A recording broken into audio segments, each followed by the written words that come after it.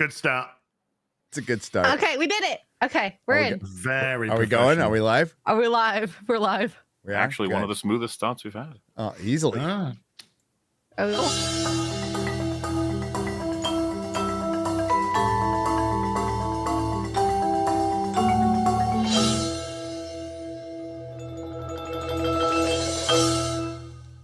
The following program is rated TV MAL. It contains strong language and is intended only for mature audiences.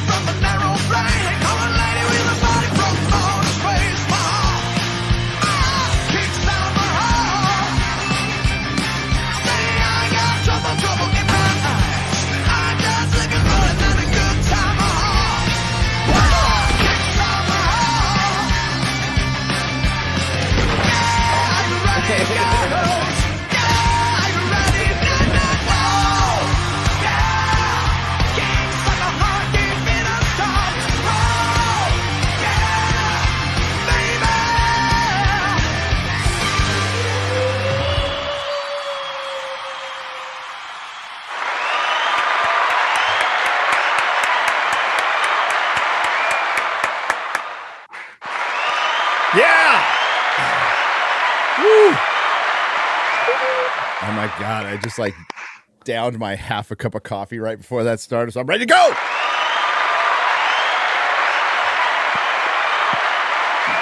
Still working. This one says, I love you like a hobbit loves second breakfast. My wife got This that for one me. hot says, I don't work here no more. Yeah, you fucking And I am fired, dead. bitch. I got fired. You for fired yourself for not taking 25 cents pay rise. Yeah, a month. Remember, that's a month. A month. Yeah. Fucking gold digger. I ain't messing with no broke person of color. Yeah. Oh, what's up, everybody? Welcome to the Real BBC. Do you have comics? I don't have comics today. Sorry. I do. I got loads, and I got loads of bags, and I got loads of boards, and I can't seem to get myself in a position to get them all set up ready for the show. Yep, I wasn't I understand that. You want to know why? I have a good excuse. Yeah. Well, MauLer, no, you're the best at bagging and boarding because you have tentacles, so you can like do multiple. Oh, you can do books. so many. See, Yeah, it's all getting sorted while we have the show. It's pretty easy, actually. Yeah, it's good. like your method of bagging comics doesn't work for me. I need to figure. Bagging. Bagging. Bagging. It doesn't work for me. I can't put it flat against here and then fold it and do the thing. Okay. You gotta another method. You gotta figure out another method. Yeah. Never mind. I might just choose made. I'm kidding. There you go. Hi, Az. Hi. How you What's doing? up? I'm good, man. Rodimus has turned into Hot Rod now. I've changed the arms. It's just saying. Saying. I'm just sort of trying to negotiate my way through this chrome disaster right now that's going on. The chrome apocalypse. But hey, actually, let's start off a little bit serious. All the beautiful people in Florida, stay safe. Please stay safe. Yes. Don't do nothing stupid. Look after yourselves. If you can get out, get out. Yeah. Better safe than sorry. If you've got to stay there, hanker down and be sensible. Don't be Florida man for a couple of days, please. Just don't be Florida man for a couple of days. Be careful out there. Careful. Go to a relative's house and listen to this show. Yeah. Yeah, it's supposed to like slow down. It was it category 5 at one point? Yeah. Holy shit. Yeah. That's insane. That's like 158 mile an hour winds or something. Yeah. At worst, the 4th worst on record or something. Yeah, in the Gulf. In the Gulf. Yeah. Gulf of Mexico. I was watching Ryan Hall Y'all. Very good channel. He was bringing me up to speed on it. Yeah, be careful out there. Jeremy's going to be fine. Not so sure about Ryan. Will probably be drinking a Bud Light out there, correct? whatever he does. Whoa. Can you get it correct, please? What? Jeremy, a homosexual man. Thank you. Ah. Jeremy, a homosexual man. Homosexual man. is going to be okay. Yeah. What's up, MauLer? Hello. I'm really, just, the Rings of Power ended. Oh, That was covered extensively with plenty of encouragement and fun. And then, what else was there? Yeah, TV show watching for the past few days, which we'll talk about actually. Maybe the good, the bad, and the ugly. Who knows? But yeah, been nice to just be working and get back to a chat with you fellas. I think that covers it. The good, Penguin, the bad, Joker 2, the ugly, Rings of Power. I thought maybe Joker would be the ugly. You can vice versa them. Yeah. I think Rings of Power is much more ugly than Joker 2. That's fair. Yeah. Far more ugly. Far more ugly when it comes to the source material and the professor's work. It's an abomination. Hello, X-Ray Girl. Hi. I'm tired. I'm packing. Yeah. I'm tired. Isn't it great? Taking a week off. I'm so excited for feeling like you need trip. to sleep through it when you're done. Yeah. I'll just sleep on the plane. Maybe. We'll see. I'm nervous. It's going to be a long flight. I just don't want to get kidnapped or shanked or stuff stolen from me while I'm there. Well, that escalated quickly. Well, the key to that is take as little as possible. I mean, my pile of clothes is like this big. Yeah, I'm packing a backpack. That's it. Why? Wherever you go, just be in a tank. There you go. I'll just pack that in the airplane. Well, I wonder how much that costs. Yeah, it's not like Peru's like, Colombia or No, but I always worry when I travel, especially by myself. Venezuela.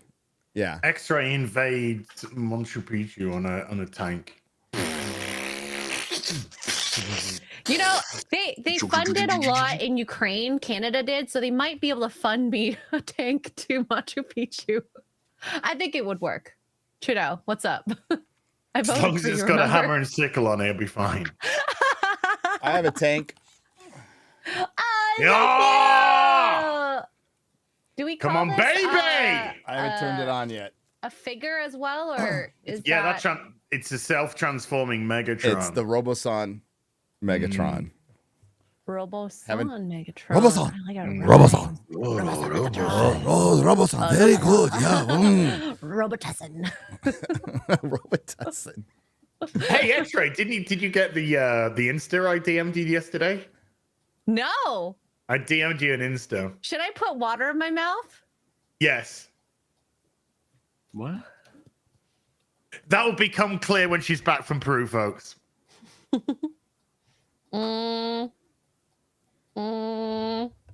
Oh boy, what? Can you name me 3 countries outside of North America? Can you name me 3 dogs you've eaten in the past month?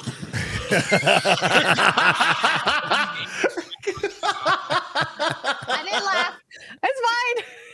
Just spit it out. Oh no. Oh, let's Thank you. do we have the numbers for Joker this weekend? No, we don't. I will get them. Yeah, that was 39.5 million domestic and 75.5 million international, 115 million worldwide. That's horrible. Considering it released on Monday in the US. Was it Monday that it came out? So the preview day was actually Monday, Tuesday, Wednesday, Thursday. And that was 9 million on preview. Okay. 7 million on preview. Yeah. So 4 days to get to 7 million on preview. Yeah, and I saw on Twitter it made $1.8 million yesterday domestically. Yeah, the 39.5 million is actually counting the Monday. The Monday. Holy So it did 37.5 million So- over the Friday, Saturday, Sunday. So this movie was originally projected at $100 million weekend domestically. Did you know that? No. Yeah, before the test screening started going out. The thing is, if it were more conventionally quality, maybe it would have gotten there. Yeah. Yeah, I don't blame him for like initially you know, probably before. I mean, Warner Brothers internal test screening must just be shit. Must be fucking terrible. I didn't think they tested. I didn't think they did any test screenings for Yeah, Joker as 2. far as I'm aware, Well- they gave him full control and Yeah. they just rolled it out. They have to screen it to somebody internally. Like, okay, there's test screenings, and then there's the people who are actually working on the, you know, working on the film who see it, and they'll see copies of it. Executives will see copies of it. So, like, a lot of times that gets mixed up with test screenings. For example, Captain African American never had any test screenings of an audience. It never made it past the creatives, air quotes, who were working on that film. They're like, "Oh, this is shit. We can't release this." Didn't it roll back to them like 4 different times? Yeah, Yeah. multiple times. So, whatever the internal thing is, maybe they just trusted him with $200 million. Maybe that was part of the contract. Who knows? But By the way, man, do you want to know that the average daily for Monday was at the cinema for Joker? what was it? $445. Oh my god. $145 Per theater per theater. on Monday. They better sell lots I mean, of popcorn. It's got some of the worst word of mouth a film can have. What's the popcorn bucket going to be? The Joker's mouth wide open as he's getting raped by prison guards? Yeah. Maybe that should have been the popcorn bucket instead of not all. Like, just have 3 holes where the popcorn falls out of the bucket that got pounded into him by the guards. Brendan Gleeson holes. When I left the theater, there was a couple and they were in front of me, and it wasn't packed at all. And I went on the Friday, and I went on the Saturday, not the Friday. I went on the Saturday. It was pretty empty. There was only about 8 people tops there, and there was a couple leaving. I'd say early 30s, possibly late 20s. And they just walked out in silence. And then as soon as the door opened, as they left the theater, the guy just turned to the girl and just went, "That was fucking dog shit." So I'm at the fan screening as on Monday, 7 p.m. I'm with Steph, my nerdy home, because Melissa's out of town. And we went there. It was fucking packed. It was sold out. They were passing out posters. They didn't make us sit through a half an hour of trailers, which was nice. It was like a couple of trailers, so it was like pretty cool. When the movie ends, you could hear a pin drop in a absolutely full theater.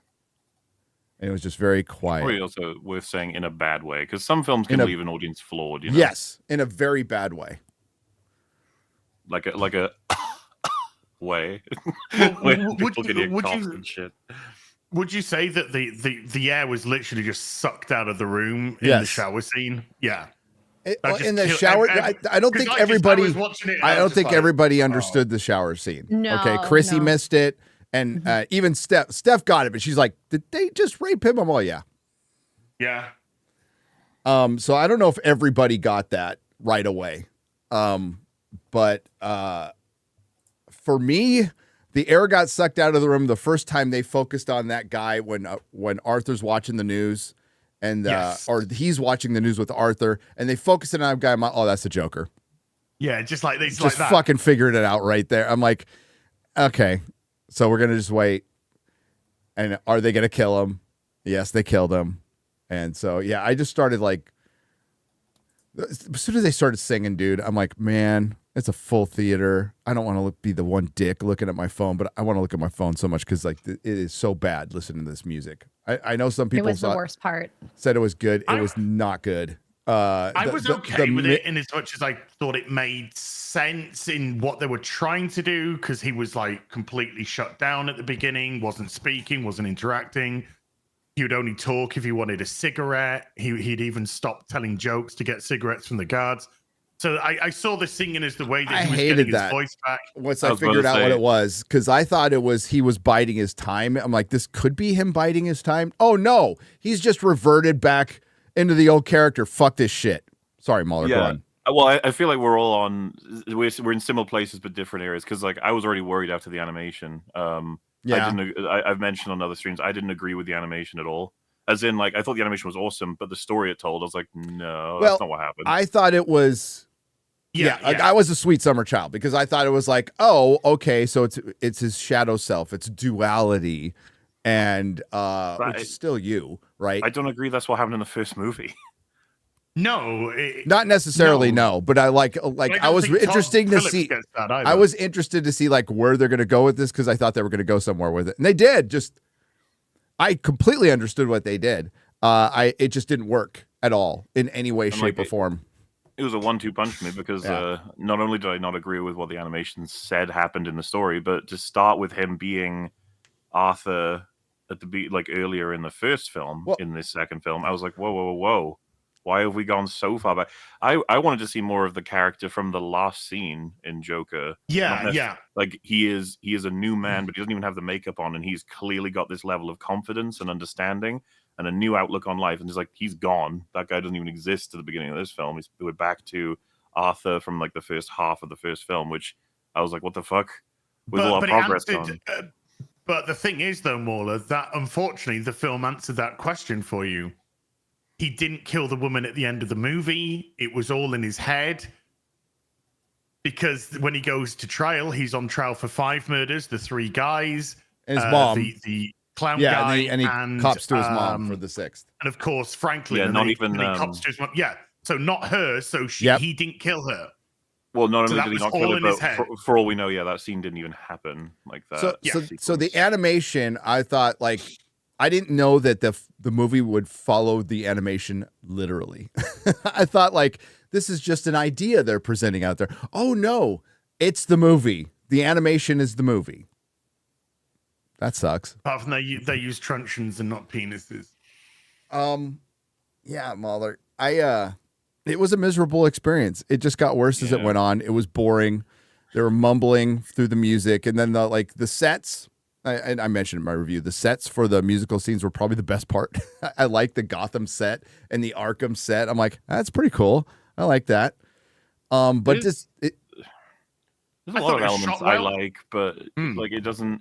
When we first talked about the trailers, this was not an element. The main element I wanted to be there wasn't there, and I thought it would be, which was just a further exploration of the character. We get to see more of the world, and Harley Quinn would be incorporated in a significant but not cringy way. I was hoping, but it just sort of like because the cinematography I thought was banging in a lot of parts, but I wasn't feeling it as weird as that sounds. I thought the cinematography was great. I thought the lighting was great. The acting I thought was superb, but I could never see where the $200 million budget was. No, because it looked to be. Actually, it looked to be. It's smaller. It's smaller than the first movie. Yeah. It's just like this to me looked like it was a $40 million movie or like a bottle episode.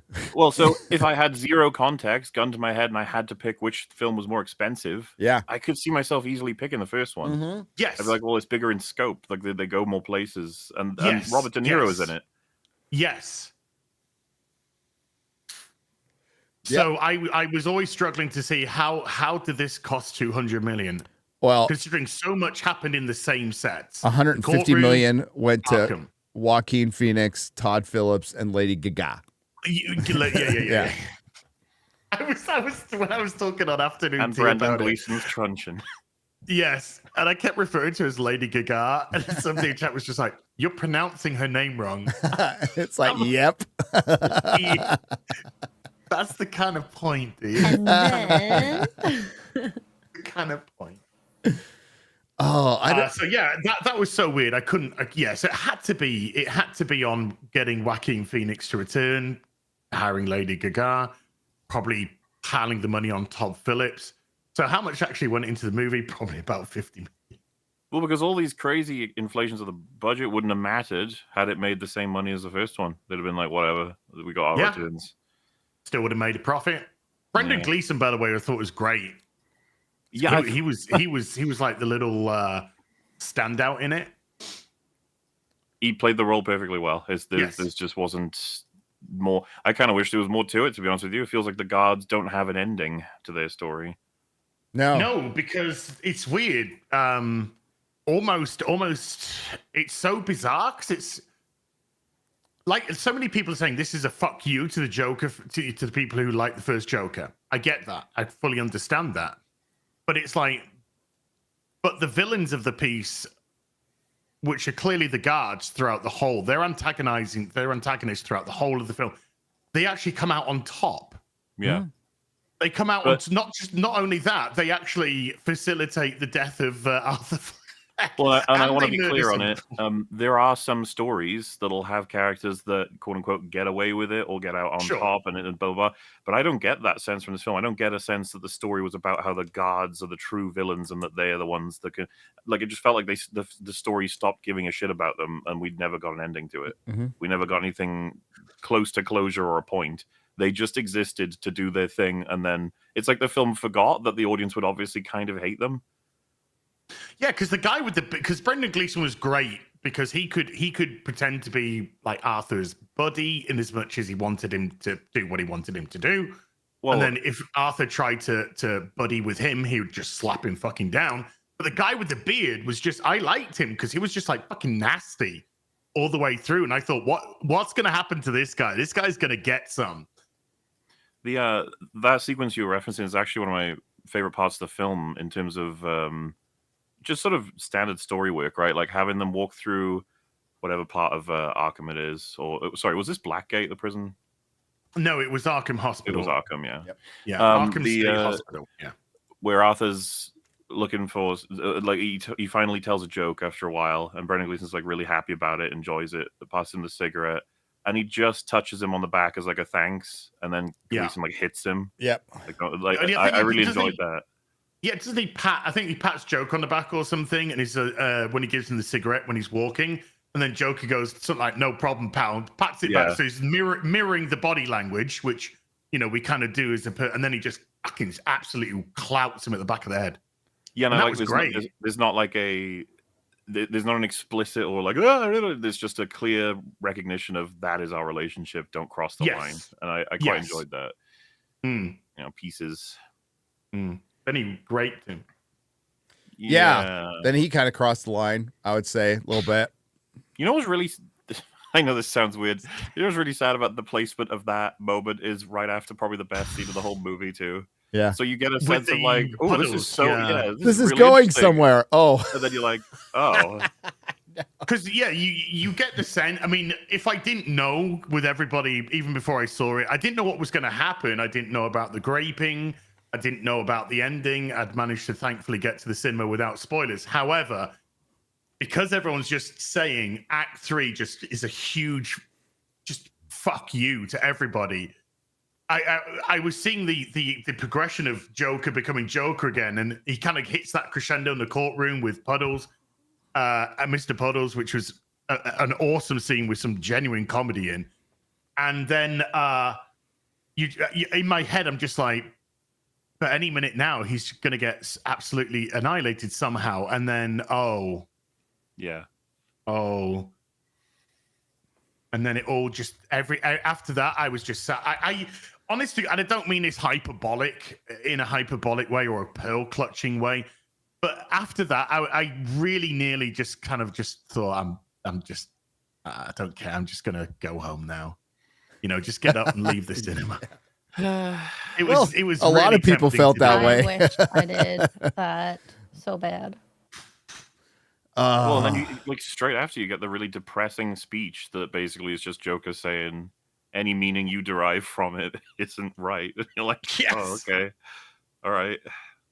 If you read anything to my previous film, it's all wrong. Even though you saw it, you saw the development of the character, and you saw the context in which the character came out. Actually, it was all a lie. Fooled you, audience. Gotcha.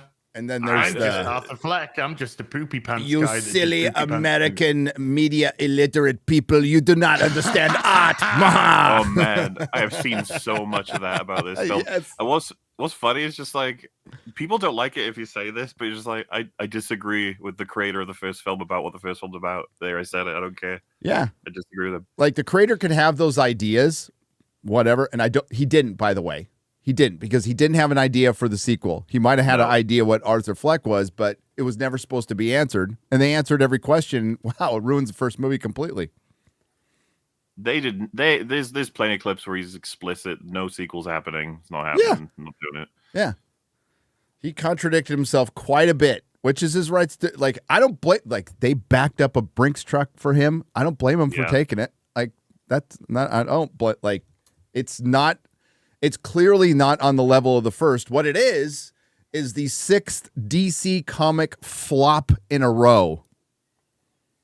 And it didn't make as much money as Morbius. Okay. But it's clear Venom from the 3 is going to make more money than Joker 2. And people would go, well, that's the state of the audience. It's like, people just want to be entertained.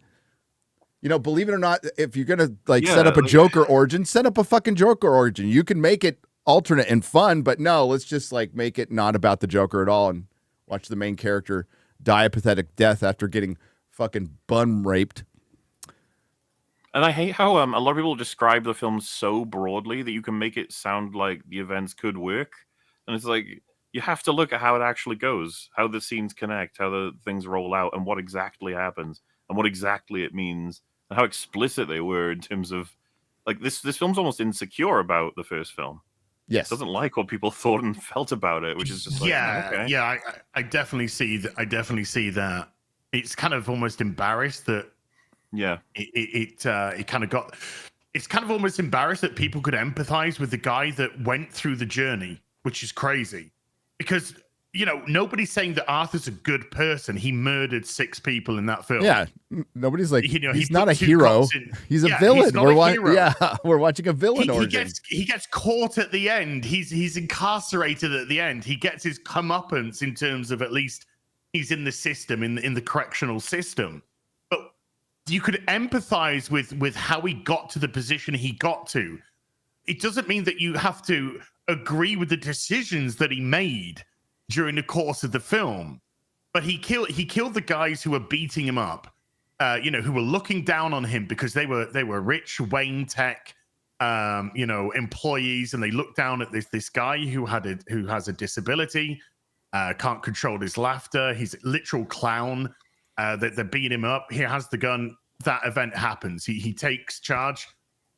Not the right thing to do, but you understand the process why he did it. They work so hard to have you understand it. You remember how it goes? Yes. Like, it keeps escalating and escalating and escalating, and you can see exactly how it happens.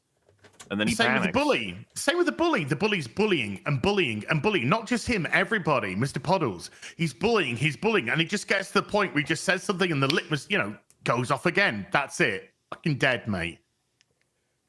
He's going to the talk show to commit suicide. That's why he's going there. He's going to do it on air as a big fuck you to everyone who's pushed him down. But then he gets that realization that these people are the ones who, you've been brought on here to be humiliated. You're here for content. You're here to be ridiculed. And then he sort of understands, wait a minute, it's not me that should be blowing my brains out as an FU. I should be fucking blowing these guys' brains out. Again, we're not saying that's the right decision to make either way, but you understand the thought processes. So you understand why Arthur did what he did in the film. And he is, regardless of whether you like it or not, the hero of his own journey. I love the tension in that scene because we know everything and the audience don't. And then Murray just keeps needling him. All these little jokes that are good, like for a show, but they're not good for you just see Arthur's getting madder and madder and madder. And then his jokes get cut off and stuff. It's because he's ill. He's ill. Yeah. He's mentally ill, and the guy doesn't care. This is a system where it's just like, oh, this is an easy target. Person with no job, no prospects, no money, terrible stand-up. Let's get him on the show. Let's make a fool out of him. He'll come up with his clown makeup on. He'll look stupid. So yeah, and then bang, Murray gets it. And then this film, it was. That's not the guy from the first film. It's a completely different person altogether. Yeah, it's a different idea. It's almost as though he looked back and was like, "Oh fuck, I guess maybe I did make a few mistakes and they misinterpreted what I meant. So now I'm gonna reformat. You know, the fact that we start with him regressed felt to me, and they build him back up to where it's like the same arc, and then they change the ending. It's like a bad version of the first film, and then they look at the screen and go, "This is what you were supposed to get from this." Okay, no other interpretations allowed. And they take all of his agency away. He's in the first film, his agency decides what happens to these people. In the second movie, his agency's taken away, and everyone else is deciding what happens to him. But he's a pinball in this one. He's getting knocked around all over the place by everybody, and it's that weird few minutes in the film where he's like back to being Joker, but the only reason they let him do that is to then tear him back down. It's pretty much everything we didn't want it to be, and everything that we had the concerns over. I assume you guys have seen Drinker's video, but he basically said, like, you have that worry, and then turns out it was just 100% the worry. It was like, great. Yeah. Because, I really enjoyed talking about the end of Joker 1, and I liked everyone having their interpretations, and it should have stayed that way. That's yeah, you're talking about it. It turned it into the worry we had prior to Joker. Yes. That's yes. We were all in agreement there should never be a sequel, but when it does 1.1 billion nearly at the box office, what I'm saying is prior to the first film, we all had concerns. You and I, as we're like we were saying, you know, everybody was saying at the time, like, Joker doesn't need a fucking origin. Yes. Yes. Why do we need this movie? Then we saw the trailer and we're like, okay, that was a pretty good trailer. We'll check it out. You know. And I saw so it retroactively makes that worry legitimate now, because you kind of just wish it did average. It just did like 300 million at the box office, and like, okay, we made our money back, made a little profit, but definitely no point in doing a sequel because diminishing returns ain't gonna cut it here. But I saw people saying, with it, I mean, you know, no, just obviously nobody gives a fuck about spoilers because don't go watch this film. But everyone was saying, oh, but the guy at the end when he kills Arthur and then carves the smile in his face, he's becoming the Joker. It'll be fine if it was like Arthur inspired the actual Joker. Guys, that's the fucking storyline from Gotham, the TV series, and that was fucking terrible. That fucking TV series, because they didn't know what to do with the Joker. The notion that the Arthur from Joker 2019 is going to inspire the quote-unquote real Joker, there's going to be a million ways you can execute that, and this one was one of the most depressing for the audience because you would absolutely annihilated him as a character, and then you shank him. And then you say that guy. Nobody should inspire the Joker. That's just the thing. The Joker is the Joker. That's what makes him the antithesis of Batman. He's not inspired by a third party. This is why you don't have an origin. This is why he appears and he's a force of chaos, a force of nature. To be that mirror reverse. We need to really bring back not explaining origins for characters all the time. We need the guy, the cowboy to ride in out of nowhere and, you know, dispense justice in the western town. We need Wolverine. We didn't know shit about Wolverine for a long time. Yeah. Like there's nothing wrong with that. And we need to go back to that. We don't need to explain everything. The Doctor's name. We still don't know the Doctor's name because, you know, Doctor Who ended shortly after when Peter Capaldi regenerated. But yeah, chose not to regenerate. Chose not to regenerate and die. Yeah, you know, mystery is good. This was just a cash grab, and it's hilarious. All the money they saved off of Batgirl got flushed down the toilet with this movie. Well done, Warner Brothers. Batgirl is the second most profitable DC movie of the last 3 years, by the way. It made zip right off. Yep. But that's the good thing about The Dark Knight. The way that The Dark Knight tackled the Joker is that every time he got to the position, say, do you want to know how I got these scars? The story was different. Yeah. And that was the whole point. The whole point was this unreliable narrator. Well, and he was more than a guy. He was a force of nature. That character, everybody enjoyed the hell out of him. He felt like he was beyond a person. Whatever he'd gone through made him into whatever this was. It's something that I think about all the time. Is Suicide Squad having Jared Leto's Joker almost the way he described himself was how people talked about Heath Ledger's Joker, not how Heath Ledger's Joker described himself. It was like cringe meta shit. Bleeding in, and I feel like Joker's had. It's almost like this happens all the time. Heath Ledger's Joker was so good it like damaged Joker forever in the sense that everyone wanted to try and copy and be it, and then have their like the I'm an idea shit. It's just like shut the fuck up. But no, because I completely agree with you. There's so much done right about Heath Ledger's Joker that it's almost impossible to copy properly, and we have forever since been waiting for another actor to pick up the mantle in a successful way, because now arguably Jared Leto has not played the worst version in some people's eyes thanks to this fucking movie. I'm not sending him flowers.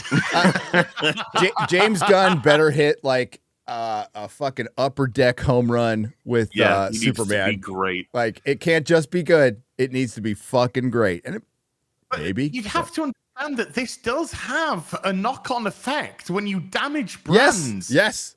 This has a huge knock-on effect. It knocks the sales out of people. It makes their interest in what's coming next, regardless of how creates fatigue. It does. It creates apathy. And fatigue is apathy. Yeah. Yes. I mean, chicken or the egg. Superhero fatigue. We're going to argue about it all day long. It's bad movie fatigue. Well, when you have too many bad movies, it's going to affect the good one eventually.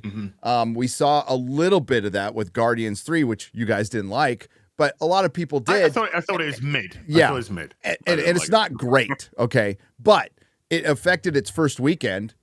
It definitely affected its opening weekend. It had the lowest, extremely low opening weekend because that's affected by the movie that came out before.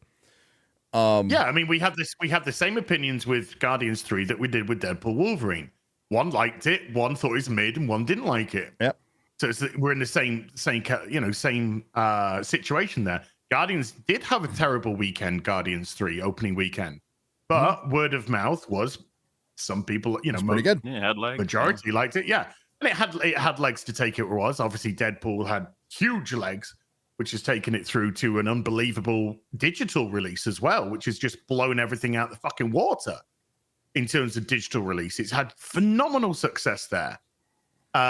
So audiences will go and see stuff if it's good, if it's entertaining, or it's perceived that way. But this is just like did 1.8 million on Monday. Tuesday is normally the best day of the weekdays. Then Wednesday drops again to sort of the levels of Monday, and Thursday goes down below that. There is a potential. I mean, there's a potential. I mean, certainly week 2, we're going to see it sub 1 million, most likely. But if it drops on Thursday below 1 million, I just would not be surprised, because nobody's going to see this at the cinema fucking twice. No, this will be in digital in like 30 days, dude. This will be Borderlands. I want to know who's going to be watching this more than twice in their life. Like, not me. Not me. I thought when I was watching it, I could understand the ideas of what he was trying to do. Some of it I thought was fine. I didn't mind the slow build. I liked the acting. I liked the set, the set design, the cinematography, the music. That was all. It's in terms of the incidental music. These musicals, some were fine, some were not. Hit and miss. And I could see if it like hit the ending, landed the ending, I'd be like, yeah, I might add this to my collection. But after that scene, it's just like, I don't even want to be in the cinema, never mind fucking buy this on Blu-ray or whatever. I just want to get up now and go. I'm done. This is just, it felt so nasty. Just so hateful. It's just, and then some people are just like, yeah, well, this is what happens in prison. It's just like, by that time, though, Midnight Express. But for me, by that time, though, I'm like, there's no saving this movie. No, there's no saving it. Like by that time, I was like, this is not good. Unless he went around and just murdered everybody. Yeah, just like absolutely murdered the shit out of everyone in Hannibal Lecter-esque ways. There's no coming back. You could, I guess, you could have had it such that we see the implication of what has happened, but it doesn't affect his resolve whatsoever. As a sort of way the film is trying to say that, like, you know, the worst things that can happen to you in prison don't even stop the powerhouse that is the Joker, or rather Arthur's like experience and everything. But that's not what we get shown, man. We get shown that it destroyed him. It is like, fun. Well, that's the thing, isn't it? It's like you could choose to have your story be that, but there's going to be consequences for that. That's just how it works. Woo, it's going to be rough year for Hollywood. They got $2 billion films, but like, God, it's still such slop. And again, 6th DC flop in a row. So that's it, right? Till the Superman movie comes out next year. So the next DC movie is Superman. Right? July. Do you know who hasn't even been cast yet? Was that? You know who hasn't even been cast yet? Batman? Yeah. Well, they're holding off because they have to make Matt Reeves happy. Yeah, that's got to be a bit of an awkward balance. Isn't it? Yeah. I can't even see that film being made, especially after now. You know how people just like, right, if this film's okay and we get through this film, then maybe they can integrate Arthur Fleck into the Patterson. Well, here's the reality. I mean, it's probably going to get made, but there is a chance they could pull the plug. Warner Brothers is not in good shape. So unless things like turn around economically in Hollywood, yeah, I think it's questionable. Because they're just using, like, literally borrowed money right now. They're in debt. They're massively in debt. And they just lost their ass on another comic book movie. Can I just say the dramatic irony of, like, had the studio meddled with Joker 2, it probably would have been better. Yes. Sometimes they've been a suit being Todd, like, fucking fix this. This shower rape scene. How about we don't? And he goes out and buys flowers. No, he pulls up his contract. He says, "No producer notes. Fuck you, buddy." And then the producer's like, okay. I just want to take an extra hour today to shoot my vision as well. That's all. We'll go with yours. I just want to shoot my vision. Oh, that's right. The franchise came out. I didn't see it. That reminds me of the franchise came out in HBO, which is supposed to be a parody of the Marvel Cinematic Universe. I doubt it, but are you gonna check that out? Yeah, probably on the plane. I'll wait for your your recommendation on that one. What's it called? The franchise. Oh yeah. I forgot about it. It looked a little bit. I have suspicious eyes on the trailer. I want to see Hellboy first. I'm going to see Hellboy first. I tell you what I did do last night though. I started watching The Batman again after watching Penguin to see if I could see what I could get anything else from it. Mm-hmm. I got that Colin Farrell's really good in it. Colin Farrell's really good, and the blowing up Gotham was done better in the first episode. If we're on to the Penguin discussion, I am on the cusp of loving that show now. I'm nearly there. Yeah, like that opening to episode 3 was phenomenal and did a better job than Matt Reeves. Did a better job than the movie. Portraying the devastation and exactly what happened. I feel like I'm getting treats watching the show, as in like this was, I was doing it for my job, so to speak, but now I'm just watching a fucking good show. It's the having episode 1 be a big old introduction and giving you a lot to know about Oz, obviously. Then episode 2 being a big old deep dive into Sophia, and the third being Vic. I was like, oh my god, they're doing the way the structure here is like perfection. They're doing the way you're supposed to do stories and structure television. They know what they're doing, because we've been watching a lot of fucking terrible TV lately, and we still are still releasing for stuff like Agatha, which has no idea how TV shows work. But Penguin, we're getting so much. Because I was thinking about how I hadn't seen episode 2 last week when you guys were talking about it, and I can understand now, seeing different things online, like why everyone likes Sophia so much. They've done so much work for her already. She's going up in terms of just really interesting characters really quickly. She's not. I would have thought from episode 1 there was a chance she would have just remained that way. Decent performance and an intimidating sort of boss that'll eventually get knocked aside or something. But man, they've given her dimensions and layers. And at the end of this episode, I mean, we won't get to there right now, but just stressing, at the end of this episode, they've now completely opened up a kettle of fucking, a bucket of worms, whatever. Another thing that I fucking love when TV shows do, and it was just like, yes, they know what they're doing. It's like we almost resolve. Yeah, everything is in control. Then boom, it goes all there's to no shit. status quo. Yeah, there's no status quo. They weren't bringing together a status quo. They were bringing together, and then it just went boom. It's just like, oh. Okay. So like the pipe bursts in a couple of ways that he works so hard to seal all the holes that it bursts again. As mixing up his metaphors, his can of worms and kettle of bears shitting in the woods. Does the Pope shit in a wood? Is the bear Catholic? I mean, come on. Sorry. I've been there. Okay. I knew there was a vessel that worms were in. And I couldn't remember the vessel that the worms were in. It was a kettle of birds in the bush. A bucket of worms in the hand is a kilo of fish in the bush. This is what happens when you wear this. This is what happens when you wear a Geeks and Gamers. It immediately puts plus 10 retardation on you. I just want to point out, Jeremy, a homosexual man, and Ryan were talking about Penguin, and Jeremy was like, hey, it's great having a show to look forward to. And I'm all, say it, bitch. Say it. Say it.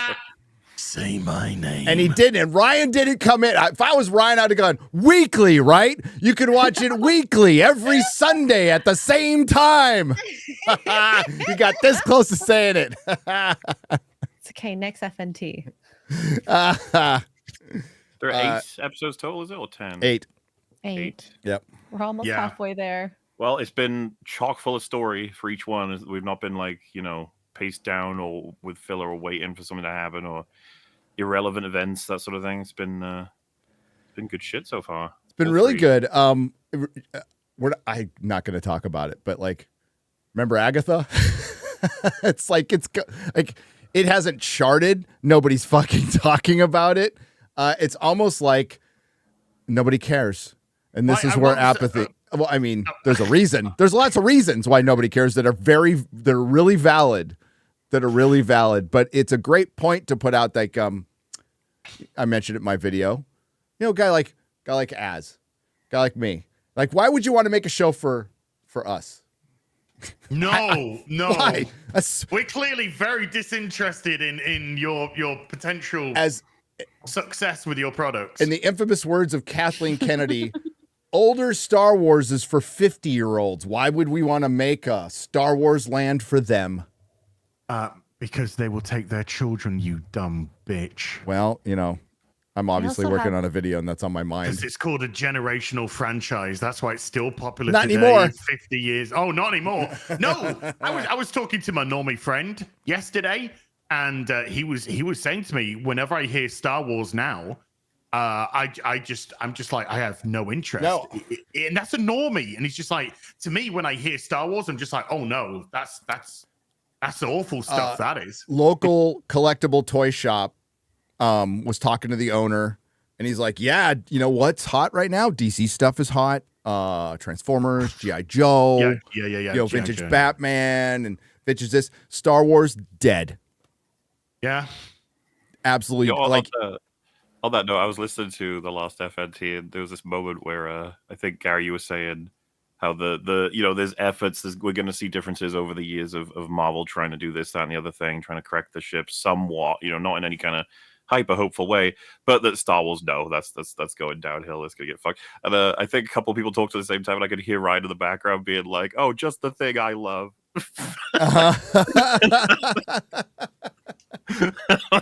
Just the thing I love the most. I know it sucks. Right there with you, buddy. Yeah. I mean, like. But just go back to Agatha for a second. Yeah. I won't say who from. I'll protect their identity. But I got a DM from somebody saying, "Can you please continue to do the Agatha reviews? because pretty much everyone has stopped doing them now, and I think you're potentially the only person left who's doing them, and they're funny.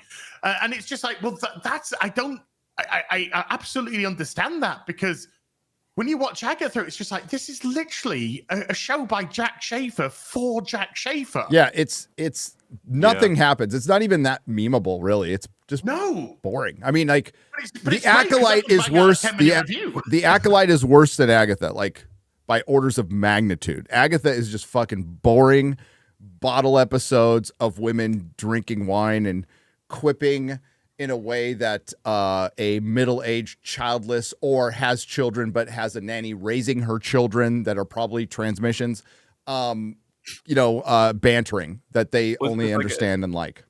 I'm not even being hyperbolic. We're almost at the point where if you stripped all of the obvious telltale things and the choice you have to make to click certain things, if you were shown it out of context, you might not be able to tell it's Marvel anymore at all. Like, you'd be like, what is this? Some show on like someone? Because like Agatha would be enough to clue us in, but this they like it's said Mephisto, Ugh.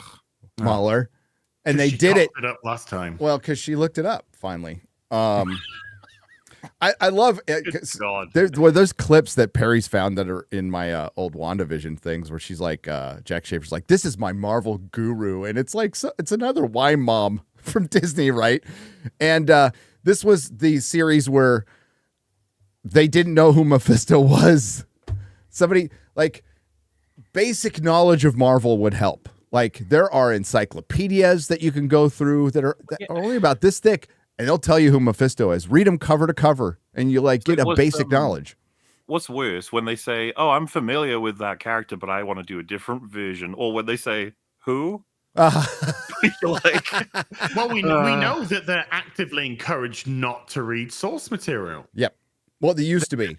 So because I feel like we're at the turn of the thing where they're like, oh, don't say that anymore. People don't like it. Just say that you read it, but don't say anything. Yeah, specific. exactly. Yeah, but let's just be honest here. We can tell.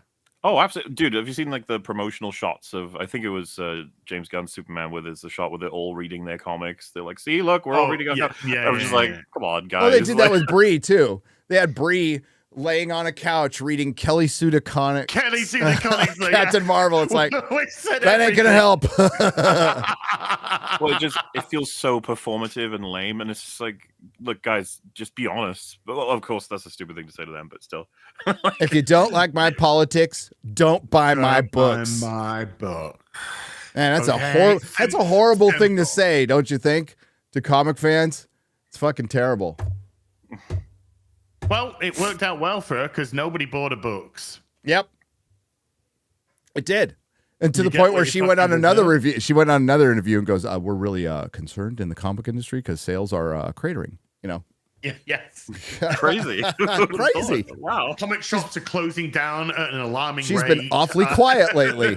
Sales are down. Has she been awfully quiet, or do people just ignore her now because she never was relevant, but she's irrelevant in the comic book industry? Well, she was awfully quiet until the Marvels came out when she bucked back up again, because obviously if that did well, she would get residuals because of the Captain Marvel.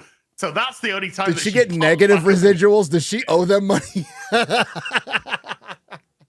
should be in the contract.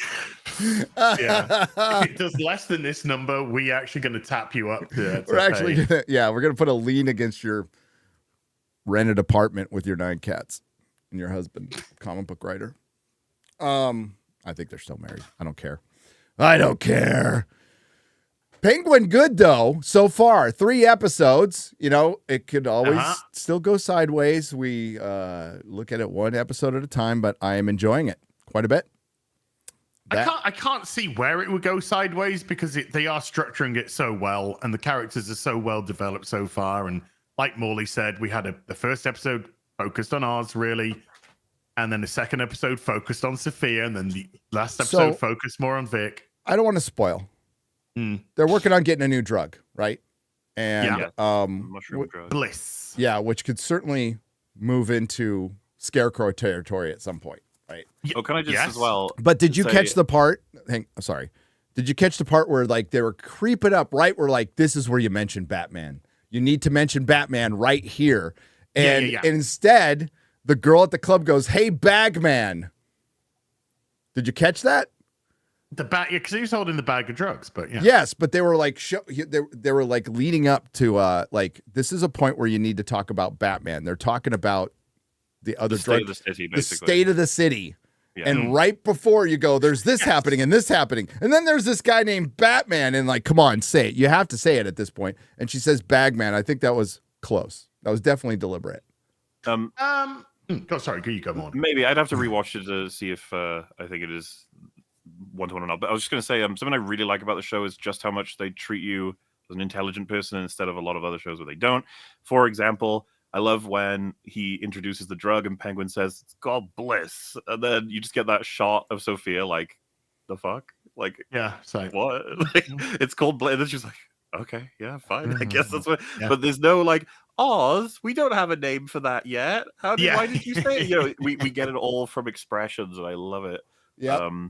I love as well that when she first goes at him for like, you know, you fucked me over and you're benefiting here. And you keep saying all the perfect things. Like she sees relatively through him and he does a really bad job of trying to account for that. He's like, yeah, what are you doing? I'm trying to support him. Because I was watching it with Frigid. I was like, he needs to tell her the truth or he needs to tell her a like corrupted version of the truth. Yes. To get through to her. And that last scene with those two in the episode before the thing happens, he starts to do that. I was like, oh fuck, this is just a really good show, man. Like, because he learns from his other conversations with her how to best speak to her, and then when he's more clear, more honest with her, the performances as well, man. You can see Colin Farrell, like the effort he's putting into giving Penguin all this character, all of this passion. You can totally see it in the eyes and the makeup. Like I was saying, it's just like I'm so glad he committed to the makeup. It is so immersive. For the just watching this character, I know we bring it up, but I will bring it up every time because it should be seriously celebrated. I often forget who is behind that shit. I'm just like watching this other guy, and it'll forever give me I'll forever respect Colin Farrell a lot for this role. Mm-hmm. This is bad. I loved it when he's having that conversation with Sophia, and she says to him, "I don't know how to trust you." Yeah, and I thought that's such a great line. And that kind of like really hit home because Sophia so far has been built up as a very well done character. Like you said, she's got great layers. We know she's simmering. She's simmering, and it's gonna come a point. There's so many good plots. Like when she's looking at her brother on the little tape they have in the birthday party. Oh, sorry, the birthday party funeral. Birthday party. It is footage of, I presume, birthday party. But you get what I'm saying. Yeah. Like just having her watch it, I was like, that's great. That's really good stuff. And the way she spoke to the triad dealer was very good. The triad boss was very cleverly done. Mm-hmm. The way she sort of manipulated what he was trying to do back on himself, and he's not stupid. He understands exactly what she did. And then she kind of did the whole, well, you know, fucking do or don't. We don't give a fuck. We got people lined up. See ya. And then leaves Oz to do the settling it. Yeah. Simmer it down. He can get the deal done. She knows what she's up to. But I gotta say that to me, Vic was so fucking good in this week. Yeah. That opening scene, which you don't know is a flashback. I figured it out with Frigga. I was like, things are too happy. This has got to be before he met Penguin. And then Frigga was like, wait, is it before the Riddler did the thing? And I was like, oh shit, it could be. I didn't quite realize. I just thought he was happy because he's like got a job, you know. I'm making money. I can look after my girl. And then when you started seeing all the explosions going off, and you realized what was going on there. It's only a thought I had because of how good the show had been up to that point. I was like, any other crap show wouldn't do this, but I was like, this could very well be like they're letting us believe it's all in continuity or all chronologically. But I was like, how cool would it be if we reveal that this was his happy life before and his family got like wiped out or something? Because obviously when we met him, he was stealing cars and shit. Not to say that you can't do that while having a happy life necessarily, like in terms of a connection with the family, but I feel like that all lines up. So watching it happen, was really effective.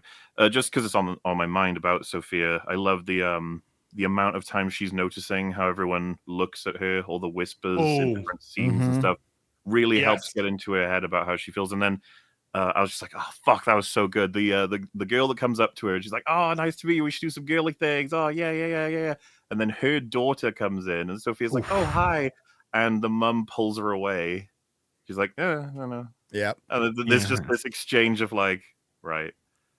Because that's how But you then feel Sophia about me. leans into it. She just completely leans into it and purposely freaks out her mom in front of her. But we don't quite know everything that's going on. But we know that the people that Sophia murdered, apart from the guy, which she did to freak out Oz, to try and make him talk, has all been women. From what I can gather, it's all just been women that she's been killing. So that seems to be her MO. And yeah, the way that people talk about her and tread on eggshells around her, and she notices every bit of it. That's why she's simmering. She's simmering and simmering, and there's going to come a point where she's going to absolutely fucking explode in this series. They're giving us so much of her that I like her. I don't see her strictly as the bad guy that Oz is going to have to overcome. That's difficult. She's like a grenade, as was mentioned in the last week with no pin, that sort of thing. Like I get all that, but I was kind of like, oh shit, she's kind of like grown on me a bit. Like just how much the way people treat her, right, and the thing that she's got to navigate here, and how she's got to prove herself to be taken seriously by the rest of the family who. I forget his name, but Doug from House of Cards. He's not been not been very nice to her, and it's like I wonder how much time he's got left. Well, he threatened. He said, "Look, if you don't fly to Italy, I'll just tell people." That's what I'm going to tell people. Which means you're going to get fucking whacked. Okay. Yeah. So he did that direct threat. So to catch, so they would purposely catch him in the act. And then, like the way that when Penguin just went after him, ramming the phone down his throat, and Sophia's just there. Oh, dude, when they just cut to him watching it, like, just cool as a fucking cucumber. She's getting, she's fighting. She was like, Oz, calm down or anything. No, because that's what you could tell that she understands the switch. She's a sponge as well. She's watching everything unfold. And it's really cool that we could celebrate this show in a sense of like that conversation, those two characters having that talk about that thing, as opposed to like not to say there's no action in it. I'm just saying that like it's so great that so many scenes with two characters just talking about something are so strong. Obviously, we were just mentioning the Penguin and Sophia's several conversations you have are so interesting. Penguin and Vic near the end of the episode, or I guess 2/3 in the toilet, the bathroom, whatever. That was really good. Obviously, avoiding specifics just because I recommend this so far. And then the one in the restaurant. Remember that conversation as well? Yes. Yeah. That and the one interaction I really like where Vic's struggling because he's got his stutter, and the waiter finishes his sentence for him, and then Penguin's like, "Hey, fucking let him talk." The man is talking. Yeah, I just like that sort of stuff. It's really good. But the beauty about that scene is it isn't just like a contrived scene. The reason why we understand that Oswald, likes Vic is because he legitimately sees so much of himself in Vic. Vic doesn't use his stutter as a crutch. When in the first episode, when Oz is on the bus, he refuses to sit down in the disabled area, even though it's free, it's vacant, nobody sat there, because he refuses to see himself as a victim either. In actual fact, quite the opposite. He, as we saw from this episode, he relishes the fact, he uses it as a motivation that somebody like me has made this. Somebody that's fucking scarred up, that's foot's just like crumpled, has to fucking waddle around. And that's why I really loved when the guy from House of Cards was just like they keep the Penguin around because you're a fucking you're a fucking circus freak. That's why they keep the Penguin around, and that's when he loses his fucking shit, and it's great.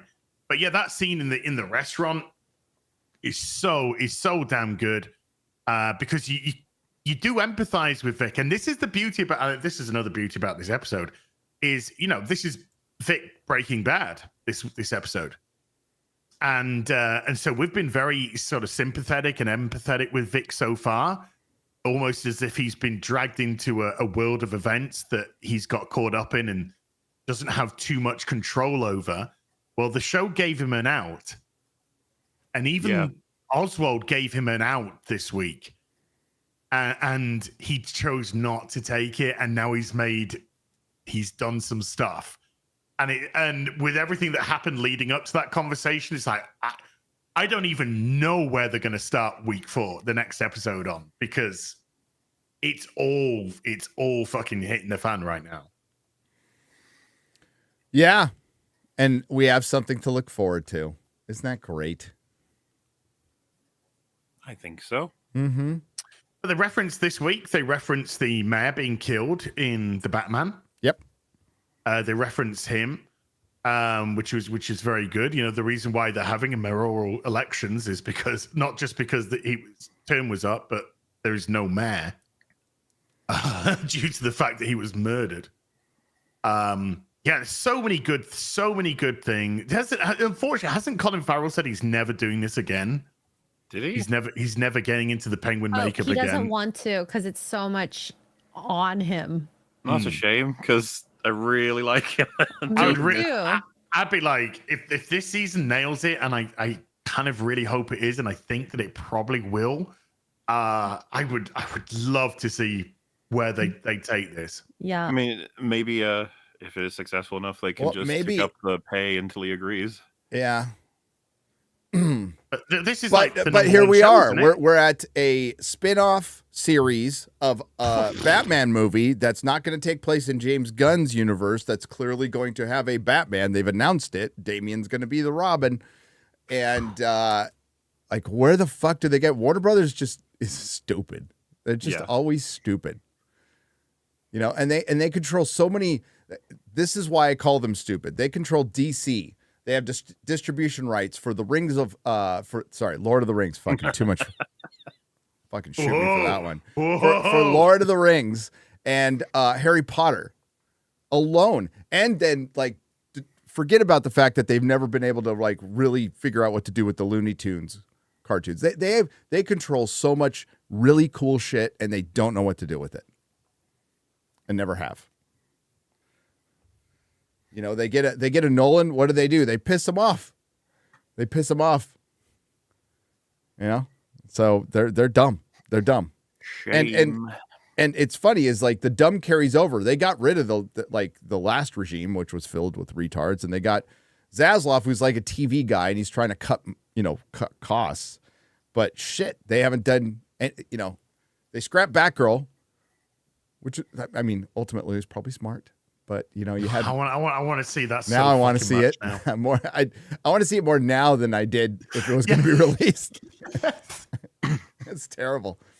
And there's got to be a copy somewhere. Don't tell me there isn't. Okay.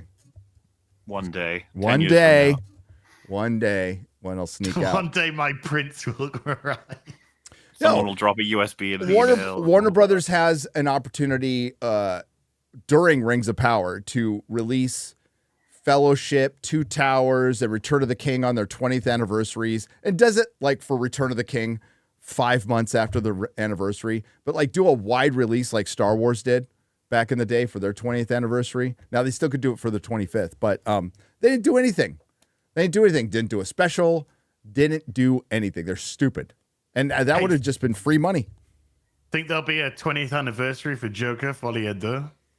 No. I don't think there'll be a 20th day anniversary for it. I'm going to get a culture black hole. That's where that's going. Bye. It's already on its way down. I'm going to be very interested to see. Borderlands was out in 28 days, wasn't it? 4 weeks, 28 days, it was gone. Is it going to be shorter? I think. Well, I'm just interested to see where I wouldn't imagine so, but I'm interested to see what it's doing on day 28. I compare it to the two. What's the bigger flop? There was a meme of like it's some some warrior presenting a sword to some emperor. The sword is worst movie of the year. The emperor character is like the Joker, Folie à Deux. The person presenting it is Madam Web. Take the sword. Right. I mean, I'll say this: I enjoyed Madam Web way more. Oh yeah, I got way more laughs out of Madam Web. Yeah, I would rather watch Madam Web again than Folly of the. So far, the worst thing I've seen this year is the American Society for Magical Negroes. I never even watched that. That is the worst fucking movie I've seen all year. I don't know if they even released it in the UK. It was due to be released in April or whatever it was. And they went, nah. No. I don't think it came out. No. I don't think they ended up releasing it. God, that was terrible. But yeah, Madam Web was more fun to watch. Well, at least Dakota Fanning and Dakota Johnson and Dakota and Fanning. Pretty. Sydney They're nice to Sweeney. look Yeah, at least at. they're easy on the eye. I mean, it was just a really funny bad movie. But like, what is the worst movie of the year currently running? Do you think? Because it's between Borderlands, Madam Web, Joker 2, and I guess the Magical Society. Because I haven't seen it, like I said. Okay, Yeah. I don't view Joker as a comic book movie. I mean, technically it is, and technically I guess you should. But because of the first one, I've never specifically thought of it as a comic book movie because it was a repurposed script that they Just a worst film. I know, but what I'm trying to say is, if you do go by the rules, which is it's got Joker, it's got Harvey Dent, ergo it is a superhero movie. Technically, it's in that universe. We've had Bruce Wayne, we've had Alfred in the first one. And then you said, oh yeah, in this superhero movie, this guy gets gang raped in a shower. Well, there's the Reddit thread going around of why didn't Batman just rape the Joker? Yes, I saw that. Could've saved Well, Gotham. Never thought of that, did you? Yeah. No, but to answer MauLer's question, I think you were going somewhere but he asked, like, what's the worst movie of the year? Oh no! What I'm saying is, if that's what you say with your superhero movie, then I think maybe Joker takes it because I don't think you should have any anal shower rape in your superhero films. But You know, I don't know. on the note of Batman doing that, is that what he meant when he says you're going to break your one rule? What's Batman? You've actually been responsible for the deaths of people. So what legitimately is What your is the one rule? well, Robin. I don't anally rape you in the shower, and I'm ready to break that rule. Oh my god! Where's the trigger? I'll tell you right fucking now. Where's the lube? What do you want to know?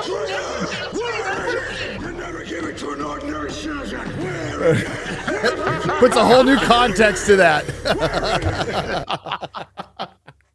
Oh, stop! If you stop doing this, I'll tell you. It's right here, dude. I got it. Stop. It's fucking Talia. She's got it. It's Talia. She's got it.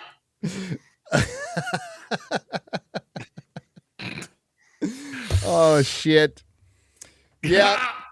I think if there is superhero fatigue, let's just say, like at this point, like it jumped the shark. I mean, it jumped the shark a long time ago, but maybe like the shark, jumping the shark and you hitting the water was the gang rape scene in fucking Joker 2. They're gonna go like, so what was the point that really killed the superhero film? That was it.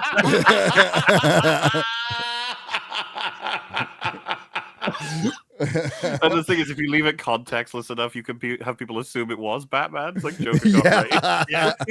Wait, Batman did that? No. It wasn't Batman that did it. He's only like 12 at the minute. Blimey. Puts a new makes end. that line is that cut line from Madam Web. It makes that fucking feel like Shakespeare right now. Puts a whole new ending to the Jingle Bells, Batman smells, Robin laid an egg.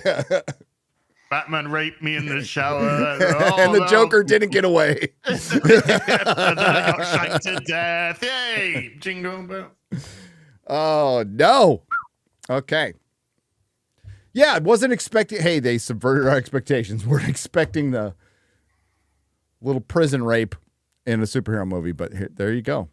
But that's. I mean, I It don't is go art! to cinema honestly. You media illiterate imbecile.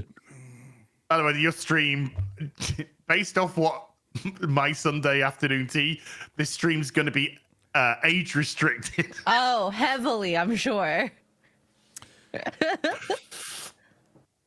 Oh well, we had a few laughs. The Joker got in the folie de. Let's see how it's doing. Let's go check. Yeah, I wonder I how took many it was after the stream, but about an hour after the stream, mine got age restricted. age restricted. Really? Yeah. If you try and watch all that graping, you know. demonetized and age restricted. We are in the green still. We're doing okay. Oh yeah, it's about an hour. It'll be after the stream when it's just like. When the AI no. hits. You did say gang rape an awful lot in this show. You even sang about it. There were songs and everything. You turned it into a musical. We tried to do our interpretation of a folie de. Oh, so yeah, we'll talk about the Rings of Power in a little bit. I think let's talk about the fucking Acolyte again, because that's fun. Because it just won't go away. It Glamour magazine. I did not know that she played Anne Boleyn. Yes. I did not know it. I was like, Yes. oh, she's the one who played. So she just got an award from Glamour for trailblazing. And one of her roles is playing a historically white character. And the other one was playing a stupid communist lesbian space witch. So I don't know what trails that's blazing. I said it yesterday. I think it's more like skid marking than trailblazing, but that's just me. You got to go down further where she talks about how Disney didn't protect their actresses when it comes to Amanda Stenberg. Oh, whatever. Right. You know, so when you say Madam Web just won't, Acolyte just Up won't a little die. more. You were there. You were just there. Yeah. There you go. It's none of us that are talking about it. It's the fucking cast that just can't shut up. Did you see that tweet that was like, enough is enough? Like, Disney, renew it. It's clearly got huge interest. And I was sitting there thinking to myself, they probably just would if the numbers reflected. You guys aren't watching it. You're just talking about it. You're not watching you have to go and watch the show. Like, otherwise it doesn't work. Do we have to offer the daily reminder that the Acolyte was canceled because nobody watched it and it cost too much money? Why you can't just talk about the show. You have to. They need the numbers. You have to see it. You have to engage with it that way. You can't just talk about it. In doing some research yesterday, and we talked about in other videos, Disney Plus technically turned a profit this year, guys. It's back. It's back in the red. It's back. Wait, but in the first quarter, it technically turned a profit. Do you want to know how much? $1. How much money it made? $47 million. That was roughly the quarter of the Acolyte budget. I don't believe you. Well, do you know how they made the profit? They moved money. They bundled it with fucking Hulu. That's what they did. So Disney Plus on its own hasn't made shit. Yeah. But they made $47 million on streaming for the first time, which should really excite investors, except they said, oh, we're not going to make any money the next couple of quarters. And that's because the amount of money they made that they stated was about a quarter of the Acolyte budget. And that's one show. Add all the crap Star Wars shows, which are just and losing. Marvel shows and everything else. Yes. Yeah. So Jodie is the actress who's winning this award. Said when she met Acolyte co-star Amanda Stenberg, who does double duty as the lead, guys. Mm-hmm. Double duty. Whoa. Wow. Yeah. Nobody's ever played their own identical twin in a film before. It's crazy. So she's spending. I just want to give you context here. Like, a lot of this article is talking about how oppressed she is in her Glamour magazine write-up. Talking about her Hollywood career. Where she's wearing talking about her Hollywood career while she's wearing like $100,000 dress. And, I'm so oppressed by the patriarchy. Okay. Amanda gave her an Amanda gave Jodie an essay she had penned on her approach to the character, their motivations, their inner lives. It was a gift. I never worked with anyone who handed me an essay on their character, especially like when you worked on Anne Boleyn. But that's strange. if we were, you know, like if you handed me an essay on your if we were all gonna be like recording something, you all handed me an essay on your characters, I'm like, do you want me to read this? Like, Well, that's the thing. You know what really happened, MauLer? She's like, "This is so lovely. I'll read it later," and didn't fucking read it. It was so good. Yes, I loved it. It was so good. It was so wonderful. What'd you like about it? I gotta go up. I'm being called on the set right now. Sorry, gotta go. Yes. And then she goes, the Virgo in me was like, yes. And they spell it. Why? Spell it. Yes. Oh, God. The retard in me. I'm living for this, she says, before revealing that she tossed it in the trash. Oh, what? The joy was short-lived. She put so much care and thought and love into that, and it's disappointing to feel like your studio is not having your back in a very public-facing way. We saw the show. They put this feels like they're mixing things up because like she put so much care and thought and love into it. And it's like, oh, it failed. It's like, well, yeah, nobody liked it. Unless you're talking now, if you moved into the whole Disney should have. What kind of protection is she looking for Disney to put out a tweet saying? I think she like mob protection. I think that's what they actually want. I don't know, but they're not. I think she means protection as in they should have just renewed the show. Okay, but just to show you how like what a window licking moron this chick is, I'll finish this. She adds, alluding to how Disney felt they didn't support Amanda at the time. They put $230 million into this fucking show. So far be it for me to defend Disney because fuck Disney, but they had your back. They put tons of money. They gave Kathleen Kennedy and the Identitarians everything they fucking wanted. And people hated the show.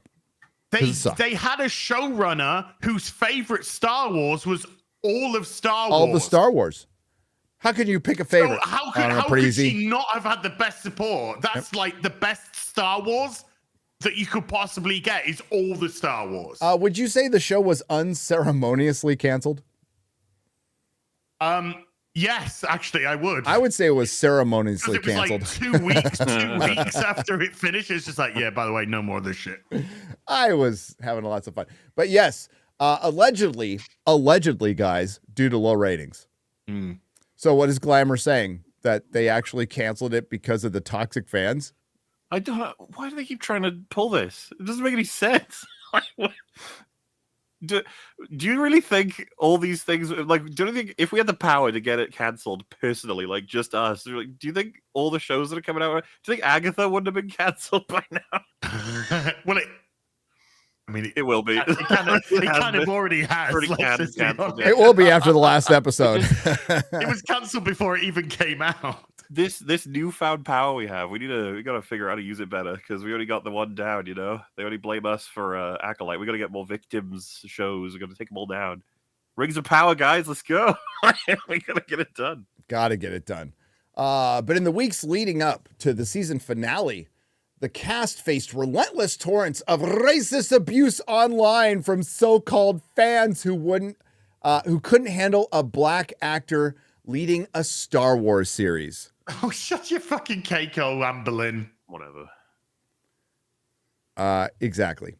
No mention of the diss track that Amanda made about Star Wars fans. That really just gaslit everything.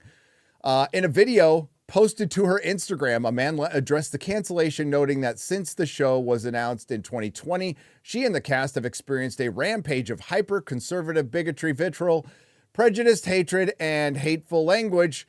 And that's just from Disney. It's an infuriating cycle. Actors of color are cast in Star Wars projects and are immediately made vulnerable to vicious bigotry. What do you think we'd be able to claim if we collected every horrible thing said about us in be a history? Well, we're white, so it don't matter. I'd be able to a rampage of hyper everything bigotry.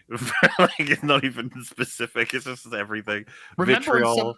Well, I was going to say, remember when somebody said that I should be shot with a tranquilizer gun? There are... Well, they said tranquilizer, to be fair, you know. there are plenty. I think it was like my first year on YouTube. I'd already gotten several, like, not just death threats that are sent personally, but, like, very publicly supported ones. You get... It's a weird feeling to see someone be like, they should be removed. And you're like, wow. And that's got, like, 1,000 likes. Cool.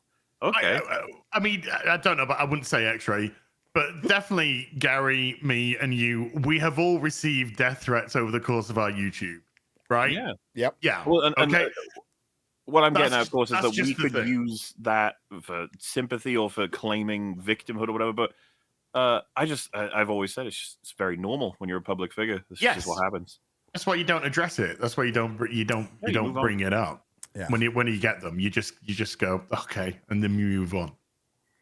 Yeah, I don't lose any sleep. I didn't hear anyone doing that towards Amanda Stenberg. And the criticism was because the show was incomprehensible shit. And it didn't help that, I mean, Amanda, I think it's absolutely perfectly fine to say that Amanda was terrible. Objectively terrible. Her characters, you couldn't differentiate the twins. She had no fucking emotes. You couldn't empathize with any of the characters. She did nothing to make her likable. Now you could blame the writing, but as an actor, it doesn't matter what you're doing. You can make yourself come across as more personable. She didn't do that. Nope. She was a terrible lead. The show was garbage. Man, This a Korean guy talking phonetically because he doesn't speak English, for God's sake. He's the best fucking person because at least he can emote with his face. Oh, this one stings. This cancellation stings because it's reality. It's them facing reality at this point. That this thing that they like the idea of has been an abysmal failure over a decade. Just one. It's new and unique ways to fail over and over again, and the diminishing returns. How much money Disney has left on the table with this franchise is insane. Is absolutely insane because they thought they could force their culture into Star Wars, and they broke it. They never really put it together, to be honest with you. But no, they bought a money printer and then they took a sledgehammer to it. Exactly. And the thing is, that money printer is still coughing out some dollars here and there every once in a while. They're all crazy. fucked up. The ink's all screwed up, but Yeah. you can still make money from Star Wars if you wanted to. You know, like make your 1,000th version of a Boba Fett action figure. That's the thing, man. If there's like 1,000 decisions that are so easy and normal to make if some new leadership were given to Disney. First and foremost, decanonize every disastrous thing they've done. But it's going to require time up. too. You can't just absolutely, decanonize. yeah. You need to let it sit for a minute, which they But can't if do. Star Wars was to, let's say they sold it off, right? Let's say they had Mm-hmm. to recoup and they sold off to another studio. You was as another studio say the canon stops after the prequels. Yeah. That If you're smart. I would happily call it Disney canon. I'd be like, it ain't Lucas canon, it ain't the canon we're working with. It's Disney's canon. Yep. Enjoy it if you want. It's over there. Well, that's all I was asking with Star Trek Discovery. Just like put it in another timeline. Put it in the Kelvin timeline. And that would solve a lot of problems. You can have your dumb Star Trek timeline. Just, don't fuck up Star Trek canonically, which it didn't because it's so stupid. But they've got to stop doing this thing where they don't say anything when people are getting fucking dogpiled on the internet with racism and bullshit, Jody says. They did. They preemptively said stuff. What are you fucking talking about? Isn't this, you talk about the person that made a diss track calling all the fans racist? Is that the person you're talking about here? While the show was still going on, wasn't it? The show hadn't finished when she released the diss track, right? Okay, so I just want to point out that, Jody, you won't say anything if Zach Galifianakis plays Nelson Mandela, then. Okay? You'll be completely quiet about it. He'd probably like that, in all fairness. I just pulled a name out of my ass. It's just not fair to say anything. It's really unfair. Oh. No, it's smart not to say anything. And your co-star made a diss track. Like, what did you think was going to happen? Because that has unintentional consequences. In her mind, she probably thought she was just going after the haters, but like it's buckshot. She threw it everywhere, and people are going to go. And by the way, the most memeable episode of The Acolyte was the 3rd episode, and shit was dying down. She's the one who fucking fanned the flames and got it going, and saw it through to the end. And I think it was a factor in it getting canceled. And it was even mentioned in an article that like Disney was like a Disney insider said, yeah, they were not happy about that. That was not a good idea, obviously. It would be nice if the people that have all the money, well, you have some money, right? Don't you pretend for a living and get paid a lot and get fake awards from Glamour? Were showing their support and putting their feet down. Did your paycheck cash? I'm pretty sure it did. Say this is unacceptable. You're not a fan if you do this. What, criticize the show? We've been told that already. Yeah, like they do it all the time. The performative sort of like, as in the context of why these shows are not as popular, they talk about how evil, toxic, blah blah blah blah blah, as if the worst people in society who deliberately target you just for your skin color and rip into you for something like that, as if they'll be swayed by Disney saying you shouldn't do it. Like, okay. The company that covers up black people in posters, the company that diminishes black actors in posters, the company which edits out lesbian kissing scenes for audiences in different countries. It's a joke. Yes, Actual it is. joke. Yeah.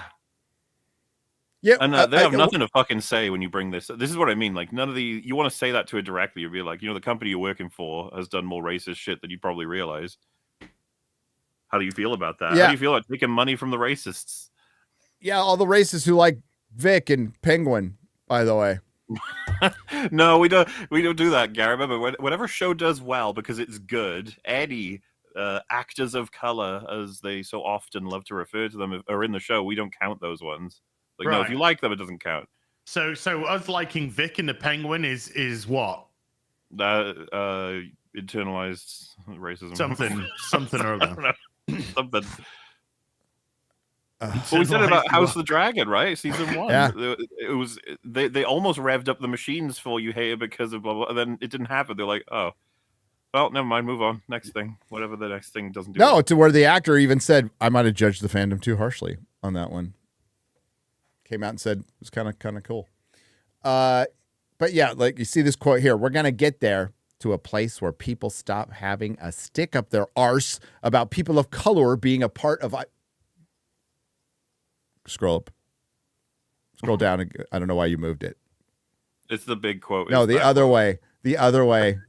X-ray girl, just leave it there. No. Scroll down. Never mind. Up and down is really confusing me. Okay. I want the Can you big put it quote back to to where go we were? down to the bottom where it was. It has the paragraph above it. yeah, Thank yeah. you. There you go. Sorry. Very good, X-ray girl. It's all right, she's fucking off the pool. Thank you. It would be so they might so to finish that quote, we're gonna get there to a place where people stop having their stick up their arse about people of color being a part of IPs that were created by white people. Nobody's ever complained about that. Straw man. That is so straw man. And they said everybody's using woke like it's a dirty word. Well, I mean, you actually usurped it for something else, and then other people usurped it for something else, and it's become a dirty word. Sorry about that reality. About 12 years ago, woke was actually a compliment. Woke was, It meant that you could see what the fuck was going on. You were awake. You're You were awake. lucid. Take it to the man. You're not going to be manipulated. Yeah. And then all the people became manipulated and used that as woke. So we started calling it out. So it's just how things work, man. That's all. I get. It's. Oh, I mean, without. You're talking about predominant audiences which are in America, right? So judging by what she just said, it wouldn't logically make any sense. Black people make up what, 11%, 13% of the American public.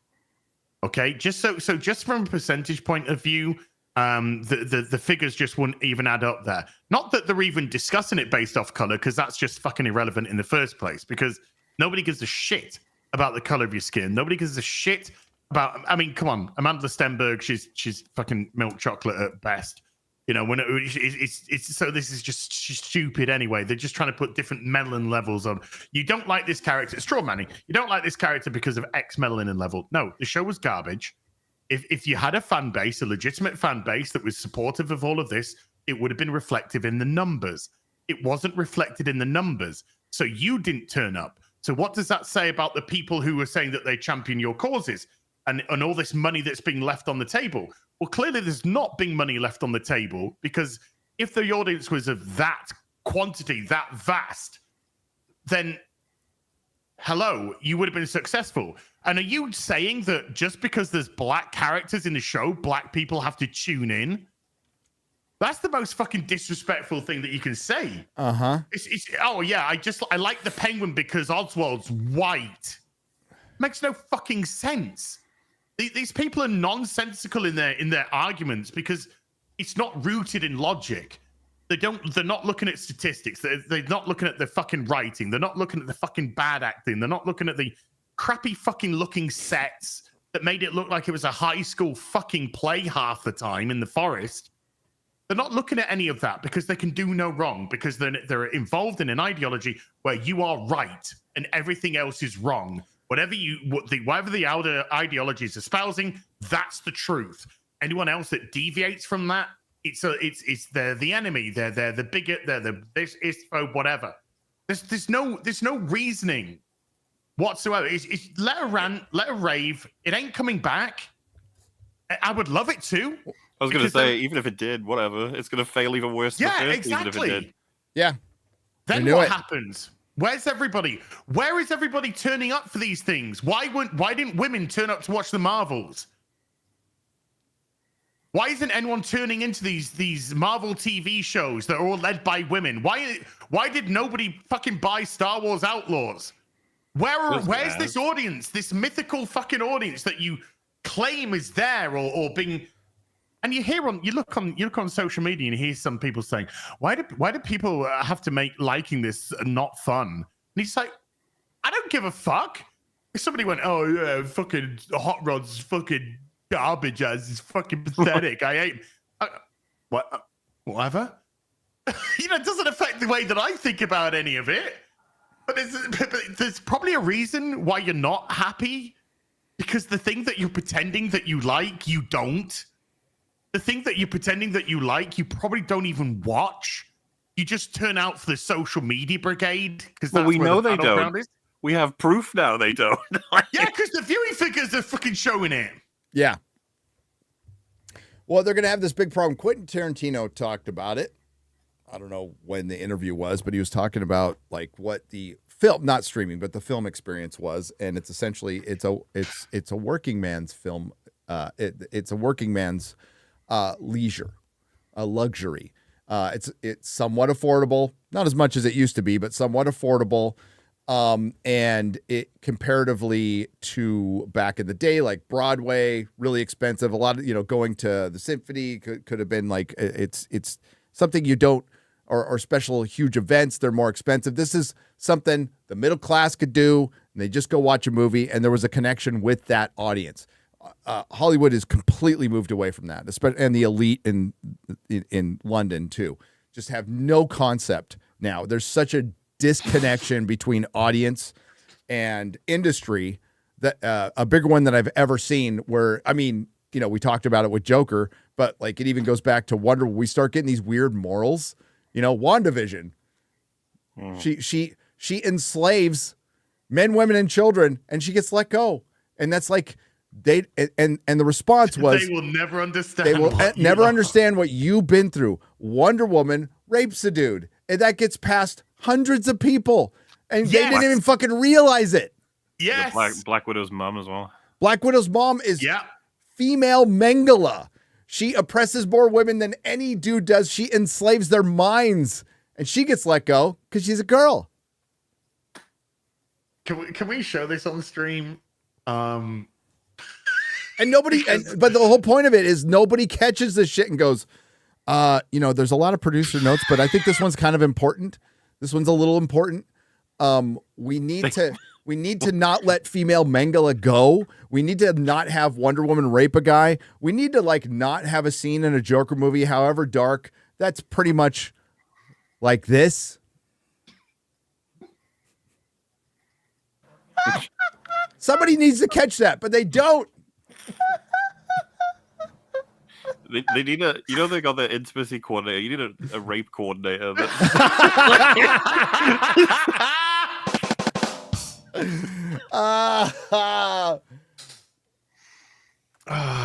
Well, you think that would fall under intimacy coordinator, right? You think? Well, what I'm saying, you need the guy who says, "Guys, no, actually, guys, don't. Let's not film this scene. Actually, yeah, let's not." Well, technically, God, we've said it so much this episode. Rape is not intimacy, so I don't know if I fall under this. We might need another coordinator for this.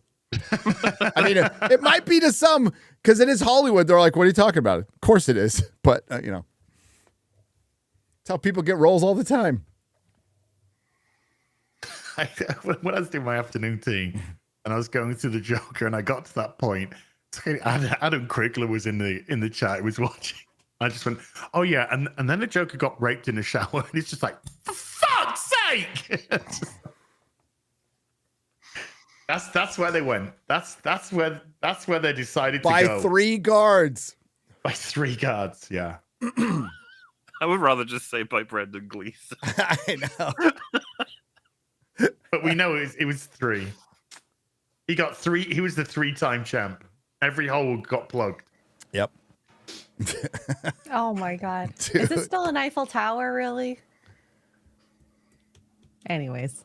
I'm not gonna tell you where the 3rd one was. It's a Golden Gate Bridge. I don't know what the hell it is. I'm just gonna make up a monument. A Golden Gate. A Golden Gate Bridge. It's a McDonald's arch. Yeah. I'm loving it. They just call it the circus. Oh. It's the pyramids of Giza,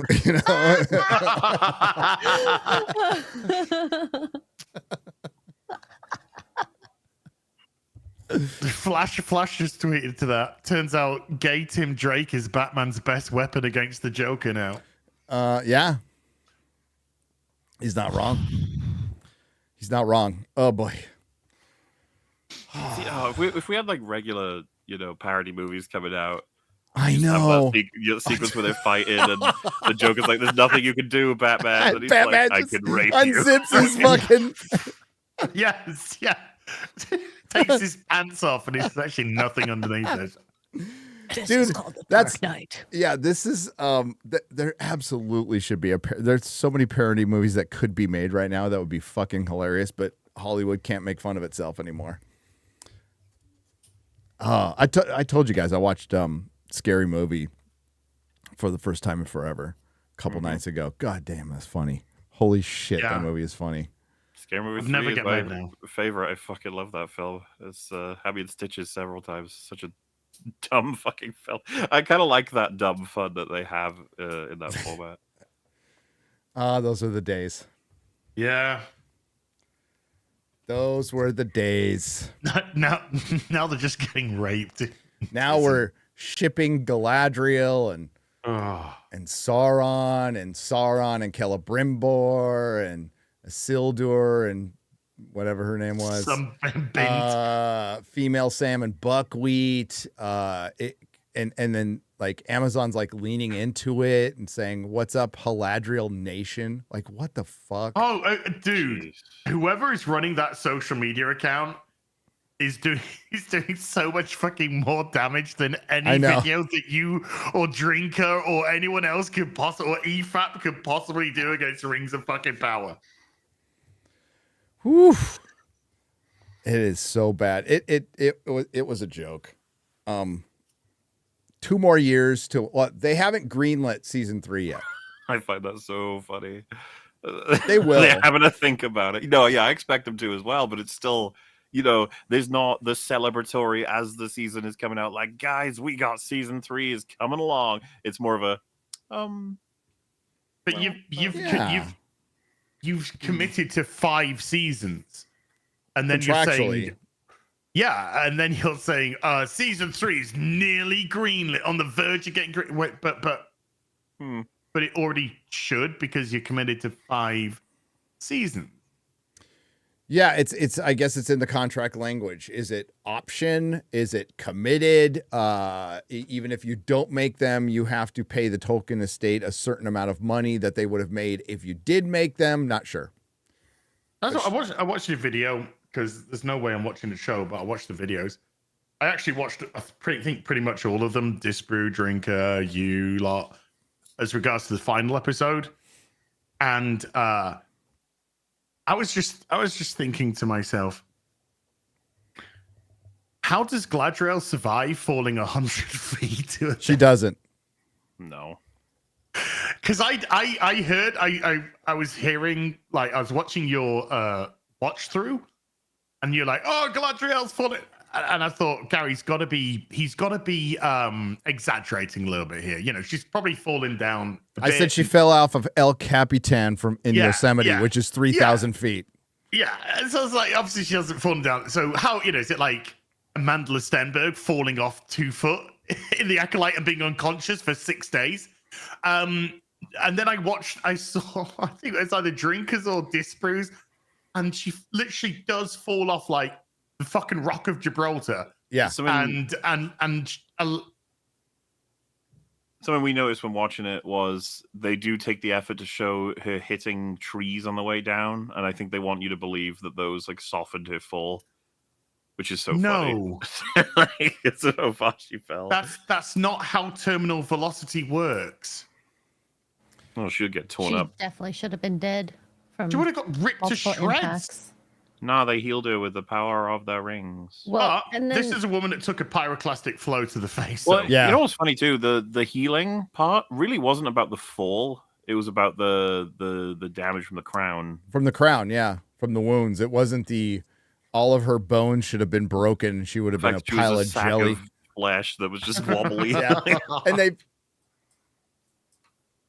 But that makes a mockery of everything. So you could just jump off a fucking cliff now if you're an elf, or just anybody.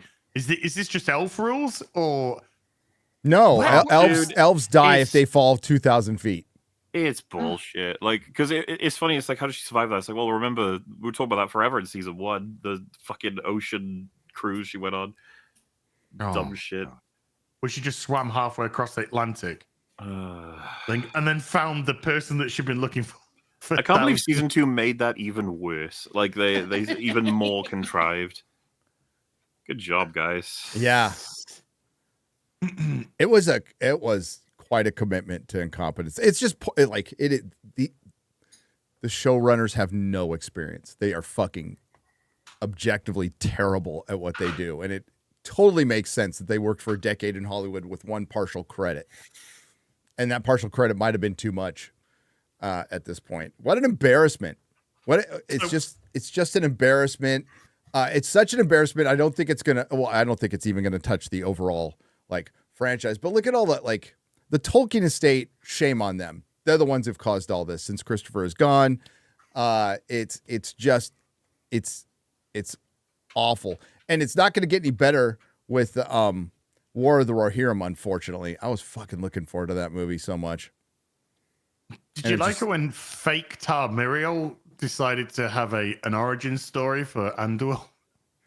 Oh my god! Oh, I loved it. Yeah, it was great.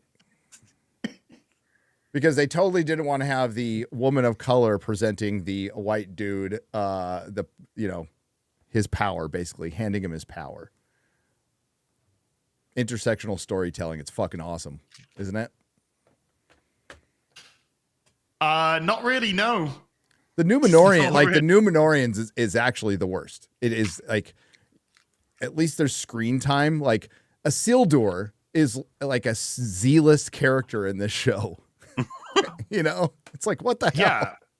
And Pharazôn Sauron has to be at Numenor for all that to happen, because Sauron has to be captured to be taken to Numenor. Yeah, he's eventually going to be. Get in the ear of Pharazôn, and then that all escalates into the attack on Val, thingamajig. Brain's a little bit fried. And then, attack of course, that's Valor. They're not supposed to go west. Valor, There's a ban on going west. And it's going to lead to Sauron going over there, and they're going to build a temple to Morgoth and do human sacrifices and all that shit. And it'll probably be done in 10 minutes of one episode. And this all happens. What is it? I mean, what the fuck is happening with all? Then, of course, because the world currently is flat. It's not even round, because it's the fall of Numenor which precipitates the world becoming round. Yes. So we've got a flat Earth at the moment. They've established. There's literally like 3,000 fucking years here, and they're like, you know what? Let's do two scenes. Yeah. You don't know where you are. You don't know how much time has passed. They've truncated so much into like over the course of how long would you say the course of time has passed in this show? Because it's supposed to be a week. Yeah, a couple of weeks. I don't fucking know. I mean, I do not know. I know that Guy Ladriel wandered the wasteland for 1,000 fucking years without a map. But after that, is it a week? Is it 2 weeks? A couple of months? 6 months? But then, because they're just, I mean, I'm not watching the show, I'm watching the videos, but they're just like teleporting everywhere. Yeah. It's like, hey, we're in Mordor. Our army's in Mordor because we and now we're outside of Region. Hey, we totally took care of that Balrog, so now we have time to run over to a Region and save you guys. It just boop boop boop. Yes, like what happened to the fucking Balrog? Did you just like Durin, see you Durin, and he just like fucking got a ciggy. He went back to sleep. Balrog just he went back to sleep. And fucking went. I'll see. Dude, I'll see you in a little bit. As you don't understand, they only had $1 billion. Okay, they had to license the character from Warner Brothers. They didn't have the special effects department to do that. Okay, it's like the troll. The troll that they sold us this whole season was in it for like 5 minutes. I'm no Tolkien professor. Okay, I know Neither am I. A little bit about the lore and stuff, but from what I can gather from Balrogs, because there were multiple Balrogs, and then there was a head Balrog, and all that, which is the only one, by the way, that has the wings. But but the spider-by. But I'm pretty sure that when a Balrog is in action, they don't just go, do you know what? I just killed this one little dwarf, and we're done. I'm okay now. I'm okay now. And I'm spent. And scene.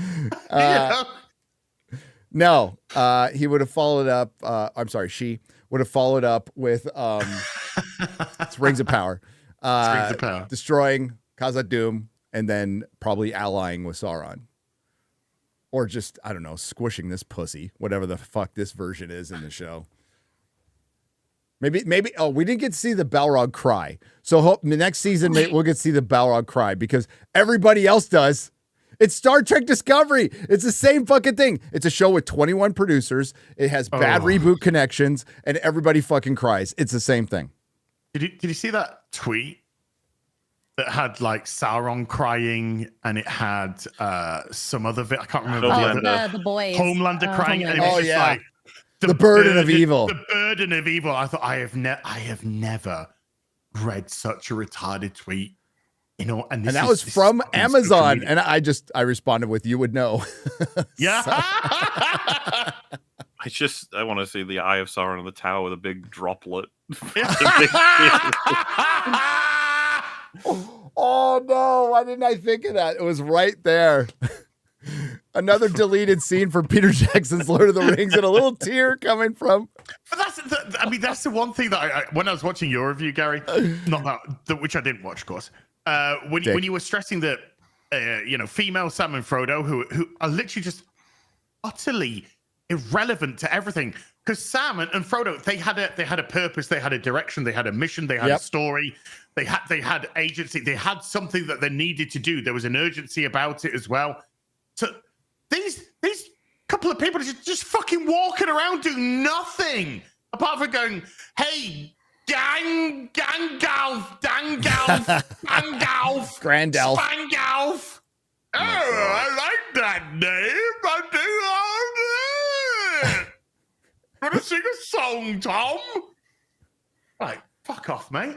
It's fucking directionless. You're not even meant to be here for another fucking 1,000, 2,000, 3,000 years. But another 1,000 years, the thing is. What's the thing that when you're looking at the sack of a Region and all that shit happening, there's so much to talk about, the awful battle tactics, different character choices, all this stuff. When you cut back to shit like in Rune, you are actually wondering, why is this even like? I know you guys suck, but why are we here?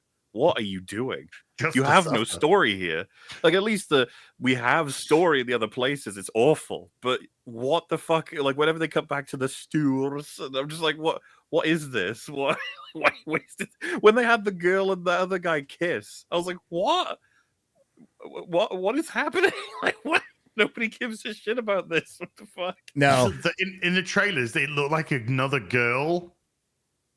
So it looked like there were two girls, because then it turns out it's actually a guy, and he's just like, dude, did you see the tweet from Amazon talking about like how we had experts that had us adhere to the lore?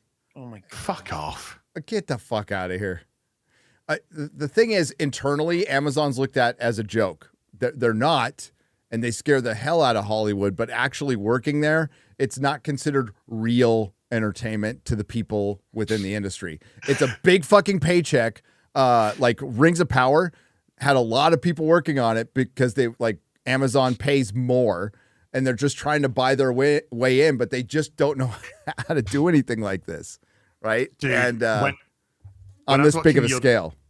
Your last couple of reviews, and in the previous episode, X-Ray Girl had been pinatted, and then in this, and at the end of the episode, it looked like Don Legolas had been gutted. Oh, by the way, he's fine. He's fine. His armor's That shit was really funny. When I saw just that, didn't I was just bother. like, oh, so this is how the genocide of the people.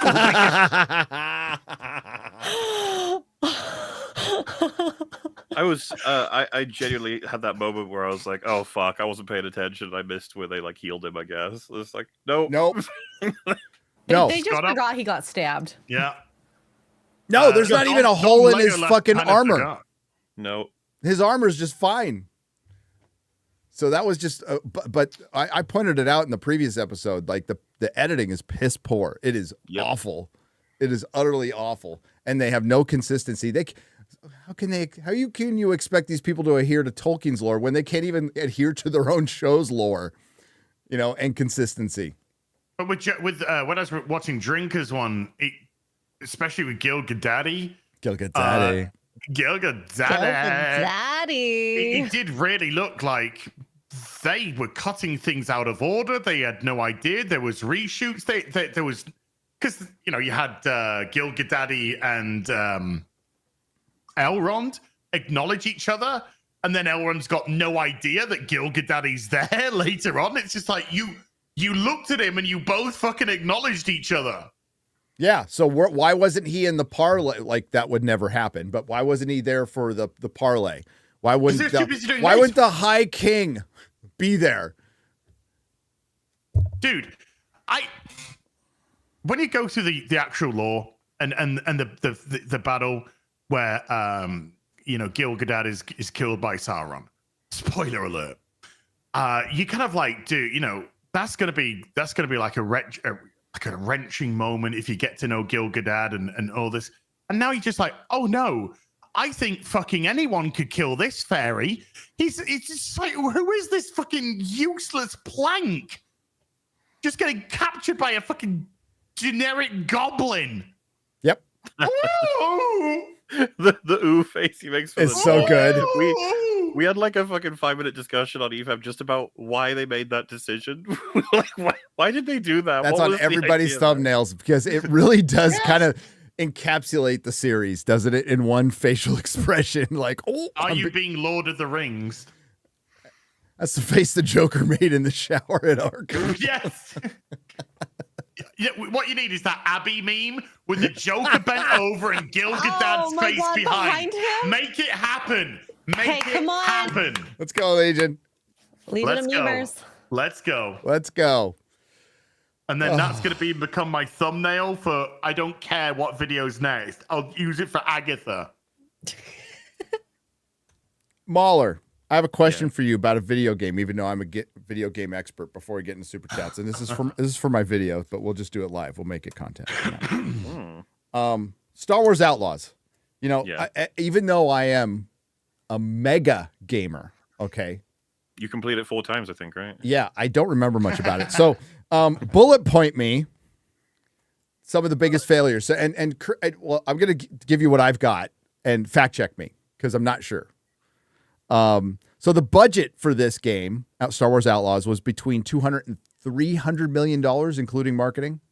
As far as I'm aware, yes. Yes. So far, it's only sold 1 million units.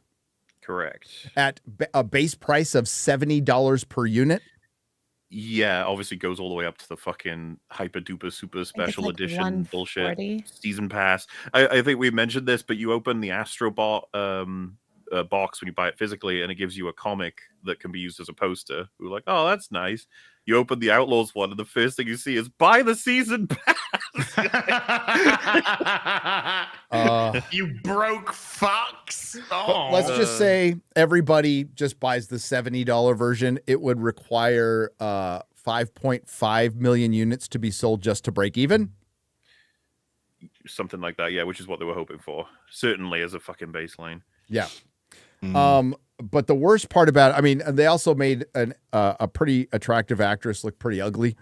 I mean, we got to put that out there. But like the biggest problem is the game mechanics, right? Like it's just a fucking horrible game to play. Are there some parts are good? Fundamentally busted in almost every aspect, I would say. It's I'm trying to think, like, because like graphically at a broad level, I'd say it can reach some compliments. That's what you get from a lot of people saying. It's like, oh, it's a pretty game. It's got blah, blah, blah. But zoom into any part of it, as in speak to a fucking NPC, and you'll be struck by just how horrible like both the animation and the graphics are for a lot of it. But we've come across plenty of things in the streams I had done, and some of the others on EFAB, as well as just other streams in general. I know that Asmongold played it for 3 hours and then gave up, which is pretty funny. There's a couple of Star Wars Theory gave up. He couldn't take it anymore. He just it's fundamentally an anti-game as far as I'm concerned. It's everything you would imagine should be or could be in a game. You'll be disappointed, but sometimes you'll be amused, right? Like it'll do something and you'll just laugh your ass off. Some of the Like best hide stuff in the is whatever- bushes. Yeah, well, that's like one of the more commonly known ones, but there's just so many ways the bots can break, and you could be, skulking around in an Empire facility. There's this clip, I'd show you if I had it on hand, but Rags throws a grenade just to see what would happen. He says, I just want to see what happens. He throws it, and all the people in the room panic, and they all just simultaneously start shooting at a droid. And it's like, what are you doing? Well, that's lore accurate, because the droids are the only people in Lucas's universe that are discriminated against. So there you go. Like I find it to be kind of a hilarious game, but yeah, it's there's no aspect mechanically about it that would ever be celebrated. Or, I mean, we did a whole episode about this. It lasted like 6 hours. We checked out a famously bad review of it before it came out, and there was a lot of celebration for features of it that are just like, if you spend 5 minutes with them, you can say it. If you spend 10 minutes with them, you won't. You'll discover how just fucking destroyed and broken they are. But yeah, graphics is usually the main thing people appreciate it for. But I mean, you guys must have seen not only the broken face of the main character, the broken faces and animations of all the different characters you speak to, and then just there's plenty of ugly looking shit throughout the game. Who knew that when we had our Schlurpo talk, we actually created a better game? Oh, for sure. I would play the shit out of our game. Are you kidding me? 600 people worked on that game. Jeez. 600. Didn't look like it. Well, and let's just not mince words. They're the juggernauts of Ubisoft and Star Wars selling this. Mm-hmm. And look what's happened. Like, you have to be a shit game for this to... It's like the opposite of... when we say, like, Penguin needed to be great for it to really break out and get its audience and to justify its own existence sort of thing. Like, and it'd be nice if it was, and so far it seems to be pretty good. The opposite was the case here. It's like, you just need to be okay and you should be fine. As long as you're an okay game, you should sell pretty well. And they weren't. They were so shit that you got people dropping off it instantly. Its word of mouth is abysmal.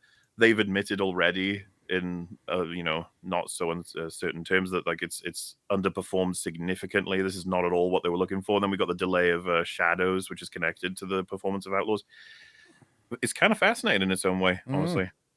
Because Shadow's probably in the same state in terms of quality. I think so. I think they now know, like, oh shit, we can't get away with having this amount of lack of polish, I guess. I say lack of polish. Lack of they've said so themselves. Ubisoft has said so themselves. We release stuff and it's bugged, but we fix it in post. They've said it themselves. It's not something that people are just criticizing, which they have every right to do. Ubisoft has said, yeah, we put stuff out and then we'll fix the issues in post. Because the people who paid their money end up doing QC for us. Thanks. Yes, that's what it is. That's not sustainable. Once upon a time, they would hire people to do testing for them, QA testing. Now, the audience are paying them to do their alpha testing, beta testing, etc. That's what's happening. Yep. And then the guy from Ubisoft that was crying the other day, the monetization director. Oh my god. He's the fucking guy that puts the season passes in, the fucking nickel and diming in. The and he's vulture like, of the company. Why? Yes, and he's just like, why aren't they just buying our crap? Even though it's not made for you or doesn't appeal to you, why are you wishing ill will towards this fucking disgusting company? What a crazy entitled generation where it's like, we created a product, therefore you buy it. It's like, no, that's not how that works. No. You need to be good enough to be our customer, not us be good enough to get the. That's the attitude nowadays, isn't it? Isn't it? Well, thanks, MauLer. You know what I'm working on, so I'll have to find that Rags clip. I'll have Perry. Oh, I haven't done anything yet. I need to. Oh, by the way, I've heard from a good source that the franchise is shit. What franchise? Disney Star Wars? Which No, one? the franchise, the show. Oh, the franchise? Oh, it's shit. Yeah. I like it. You have this opportunity to parody Marvel, and they'll make it about like they'll make it the audience's fault or something stupid. I wouldn't be surprised, but I'll still check it out. I'm gonna have a lot of extra time sitting around airports for the next couple of days, so we'll do that. Let's get soups. Let's get the soup. Sorry for the yawn. I was up late last night trying to get everything done before we go. Almost there. JRL 1436 for $19.99. Hello, gentlemen. Still writing my story this week. I am going to try and work on writing and filling out the 20 religions I created. That's going to take time. I have written about 4 of them. FNT was hilarious. Thank you, and have a blessed day. Cheers. Oh my god. What? What? Somebody's got a picture of Batman in the showers, and it's got. Do you bleed? Oh no! You will. Oh my god. No. Oh no. Let the memes commence. A Marcellus for $20 says, what I love about the first movie is that you, the viewer, can have your own interpretation of what really happened. In my headcanon, the events of the first movie are just an exaggerated story that the Joker is retelling to Batman. Yeah. It should have been left alone. You can go that way. Yeah. And now it wasn't. And now for the it's countless time, Hollywood has learned maybe you shouldn't have made the sequel. Just don't. Well, Todd Phillips clearly didn't want to make it. Do you hear that he hid away this weekend or something? He went away for the weekend. Got to like a somewhere internetless or something, right? Yes. Yeah, somewhere internetless where he can count his money in peace. Okay, good for Todd. I got a bit of a concern that he's going to start saying some really dumb shit now. I hope so. I really hope so. Yeah, maybe. The God of Gravy for $19.99. This is proper British money. As I missed you Friday, missed you more than Todd Phillips missed the mark when he made Joker 2. I don't even want to joke about it. Life was a tragedy, and all I'm saying is that Pearl Harbor sucked and I missed you. I love those God of Josh Gravy ones. Kelsey has dropped $19.99 and walks away because that's what Josh does. Roland A. Ramirez for $20 says, I can't watch Penguin because I'm watching Tulsa King, which I am loving right now. I could wait to catch up on to season 2. You can't. Well, maybe you don't have time. I was going to say maybe you can watch them both in the same day. Tulsa King's great. Tulsa King is great. Another show doing better than Rings of Power. Yeah. So Samba TV released their ratings last Friday, and the Rings of Power was down to number 9. Agatha All Along for the second week in a row was not on the list at all. Number 1 again was Penguin, and number 4, I think it went up more. One more was Tulsa King. Season 2. Mm-hmm. Penguin's still number 1. Oh, it's 5. It's 5. Yeah. So Penguin's still number 1. Yeah. Yeah. Tulsa King and Penguin doing well is Nature is Healing. Where's Agatha? It's not there. It should be there. It should be number one. Everyone loves it. What was with those tweets saying it was doing well? What's the, Yeah. What are you talking about? All But they were giving the numbers, and the numbers didn't even. what was what doing was well the either. tweets? All of those all of those who asked for it people are awfully quiet right now. And it was for Agatha and what else? I liked it when they were just like, "This is on par with the Acolyte." What? That No, it got was- cancelled, but it was was like Thunderbolts. 5 million less Yeah, than that. Thunderbolts and Acolyte. And it's like Thunderbolts, like for a Marvel trailer, wasn't watched by a lot of people. And believe me, that movie's not charting at all. No. And we're not But, like, surprised. Anybody who some of these accounts that do this, I'm like, have they watched it? Are they even or are they just doing this for the engagement? Yep. I think it's either engagement or they're bot, part of the marketing bot companies just trying to get, what do they call it? What's the term they use on engagement? Yeah, like I said. Yeah, it's engagement. Just- Like Culture Crave will just like take a paragraph out of somebody else's article. They will credit them, at least they'll add them. And they'll just make, Joker 2 was a bomb at the box office, according to the Hollywood Reporter. Gets tons of engagement. Oh shit. It works on Twitter, certainly. I'd like to note that the McMahon documentary, I guess, is doing better than Rings of Power. Oh, I've heard it's really good. I watched it between these two real BBC episodes we've done, and I thought it was fucking great. I really enjoyed it. Oh, really? Maybe I'll Yeah, I watch finished it. it. I'd sent you a message as when I was halfway through. I finished it now, and I'll watch it.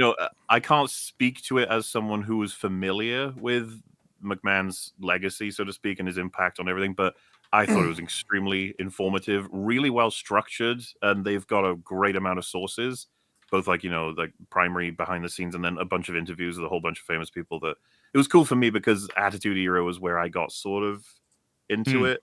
And so when we got there's an episode called Attitude, and then it gets into how that was WCW. I didn't know much about that, and it was cool to watch the unfolding of the competition and how all the legal things that had happened. But what's really interesting, and I'm not spoiling anything or anything, but like by the time you get too close to the end of the documentary, McMahon sort of disappears in the interviews. They were like, yeah, he had to start dealing with some stuff. I wonder why.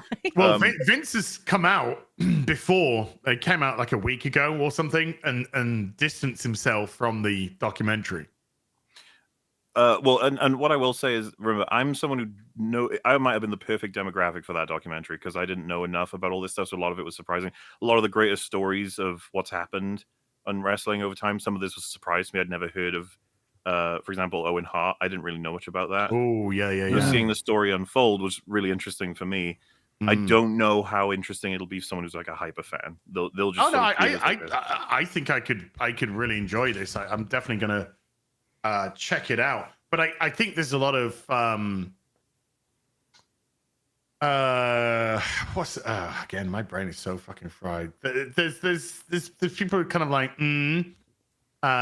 with Netflix documentaries, because there is a lot of controversy now around that Making a Murderer documentary, isn't there?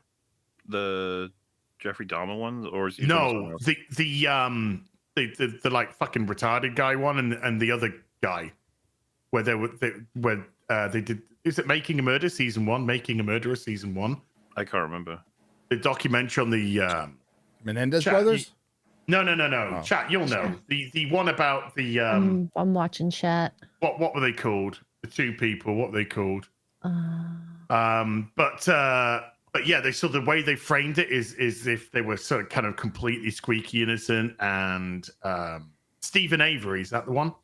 Stephen Avery. Yeah, the way they framed it is if they were completely innocent and this was all a big fucking cover up by the police and And if you kind of really go into it, there was so much that was not brought up in that. Which kind of really paints them in a like guilty as fuck light. Okay. So there seems to be a lot of skepticism is the word I was looking for.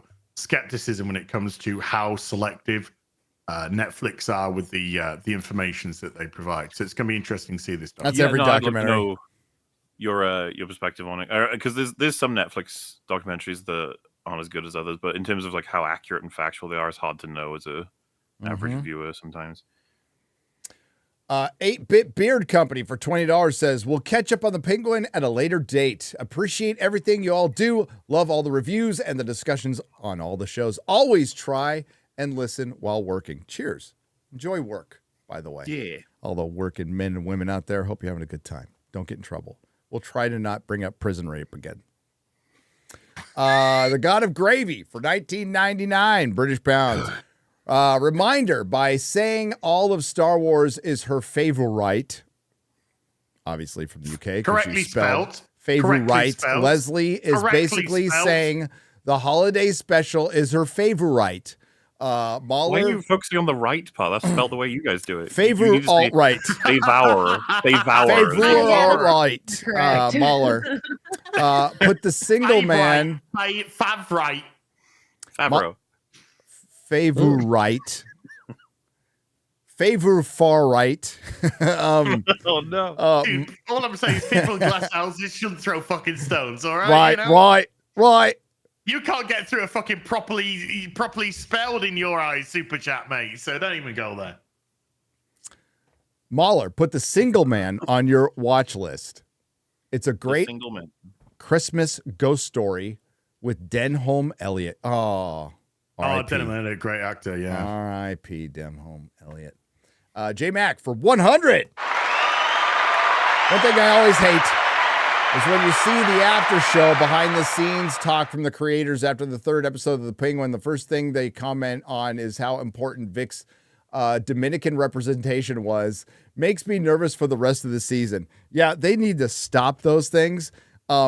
Vic's Dominican representation added nothing to the story. He was just a Dominican kid. That's all. Well, personally, I cared about Vic's character. Yeah. Not that didn't come up really at all. Not in a way that it didn't. Sorry, him being Dominican didn't sway me either way on Vic's character. It was his acting. It was the actor's acting and the story being told. Yeah, huh? Shit. Yeah, do you watch him, MauLer? I don't watch him. I just done. No, fuck no.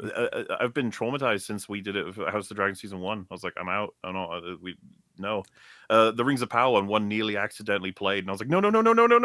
Like, the Rings of Power ones are fucking gold. That's the view. Are gold. Are gold. But yeah, the 2 episodes ago, I accidentally watched one, and they were talking about Sophia being held down by the patriarchy, and it's like, it's a little more complicated than that, because a mafia family would have respect for the daughter, but she went to Arkham. It's more of the fact that they think she's crazy. Yes, so it's not just that she's a woman. They think she's psycho. And they didn't have a lot of respect for Alberto either, right? Who was a fucking... because he was a druggie and a fucking alcoholic. Yeah. J Mac. That's why I think somebody said, are you going to watch the after show thing? I No. never watch any of them, because that's where the dumb shit is. Okay, said. the Rings of Power one are funny because it's Felicia Day, who's another house nerd, and the fake applause at the beginning. Have you guys watched them? Any of them? No, I've avoided them. Today we have JD Payne and Patrick McKay, and you hear this. It's like, but mine's better. Mine's better because they have a fake, like, a bunch of people going woo, and it's like, it sounds like 4 dudes that they just replicated his voice. So yeah, listen to the applause. They're not in front of a live studio audience. Okay, they're not, and they put fake applause in there, which is just fucking cringe. It's cringe when people use fake applause. You're $1 billion company. Yeah, but it's look. At least you use it ironically and not unironically. But yeah, I did actually see a couple of Will Wheaton. Will Wheaton. Oh, the ready rooms those are the worst ever. Ouch. I won't make any assumptions. He sounds awful euphoric on those, you know. Dude, he's pill-induced euphoria. He's still wearing his mask and shit. He's gone. He's gone. Dude, the local comic shop I go to has got a couple people wearing He did masks. Inside of You recently, and he was wearing his mask the whole time. It's like, that's actually not good for you, right? That's why people don't do it all the time. J Mac has gifted, guys, 100 Nerdrotic memberships for $500. J Mac, thank you. Thank you. I don't know when the next watch party. Maybe we'll do one for Penguin. Maybe we'll start doing them for Penguin. That might be fun. When I get back, there'll be like one episode What left do or you two. do? If it's like a good show, do you end up sort of just staring and? No. What I try to do is like I'll get my viewing in first or afterwards, and I babble all the way through it because I might have been talking about this with somebody yesterday, but the key to streaming, not that I'm an expert, I'm an idiot. I can't read. I can barely see. I can barely think. But the key to streaming is to keep talking, is to keep the conversation going, even if you're solo. So if you're playing a game, you're watching a show, you got to keep the conversation going. You should tell the fucking Twitch streamers that just play the show and leave. But yet somehow they get a bunch of people watching, which I will never, ever understand. But the key to streaming is to talk. BM for $20. Arthur dehumanized those poor Arkham guards by fat shaming them. Then they didn't seek his consent to take back their truth. Let this be a teachable moment that we fat people have feelings too, you wretched internet bullies. Well, as a person of fat, I've never raped anyone. That's your fault. I'm just saying. You call me fat? Get in the shower. You know how this works. Oh my God. You know this. I'm gonna break my one rule.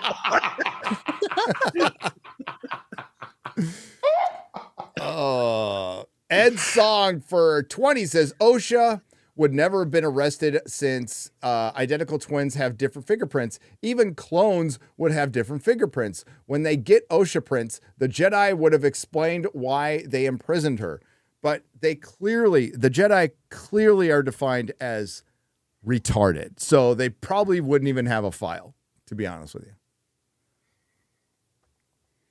Well, they put a girl who had allegedly just killed a Jedi Master onto a droid prison ship. What did Jedi Master Nepo say to fucking Yoda at the end? I just framed it, a dude.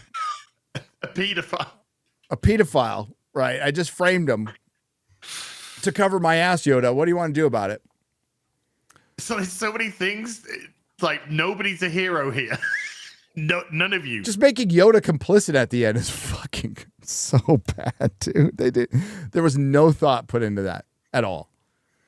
You can learn a lot from a bad example for $49.99. First time. Been watching since Odin had hair. Forbidden Frontier should watch Aliens and Demons with Dr. Michael Heiser on YouTube. I will. You'll probably disagree with what he says in the beginning, but you may be intrigued by the thoughts on abduction.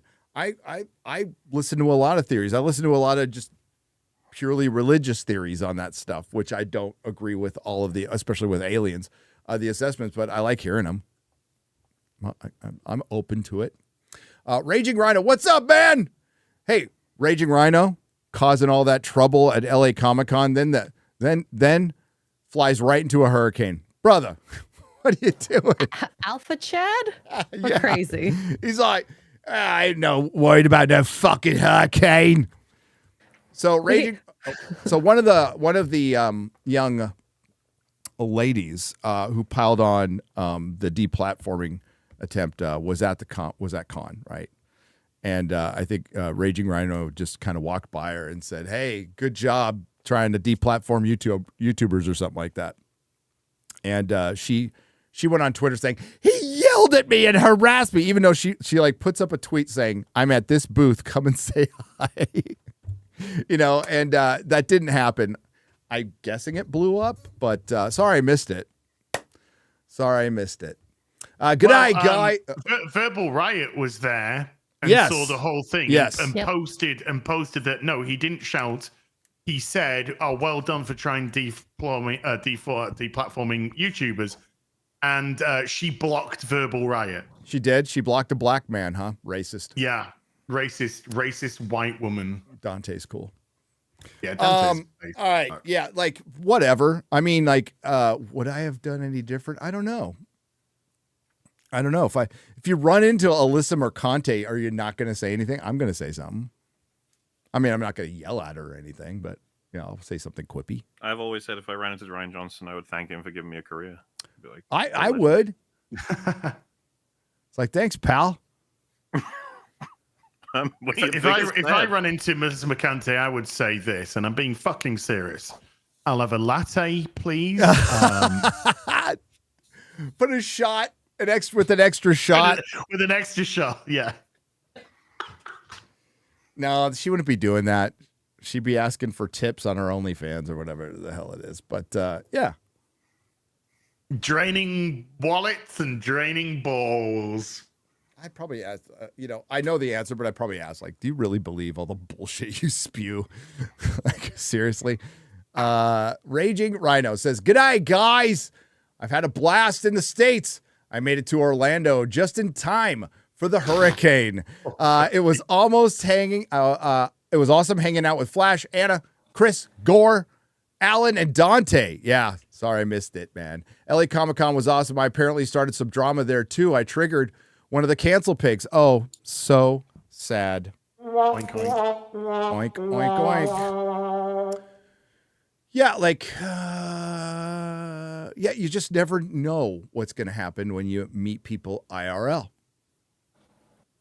You just never know. Hail, you have all inspired me to start a channel detailing long hours. Disney has fallen from writing fairy tales to writing Hell's Tales. Love you all and thank you. Says Blabstractor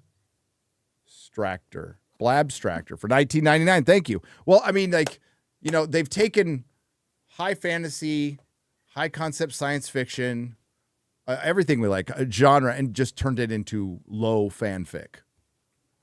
That's all it is. Well done, Hollywood. King Papa Nut for $20 says, "Hail all. Been a while. I just want to say, X-Ray Girl, your scene of you being Boromired was awesome, even though you had little to no impact on the story." Thank you. What do you mean? She blew up a thing and then nothing happened. And then nothing happened. It was weird, actually. They should blow up a thing and then get another 6 arrows in her and then drop. That was funny. The whole sequence was very funny. Barmir only took 3 arrows. She took like It took me at least 15. 6. God Yeah. dang it. Barmir sucks. Joaquin Phoenix was not the Joker. The real Joker was me who decided to watch this, says Yorazuya for $10. But hearing that. I mean, we got to start looking at that film as a comedy, not a tragedy.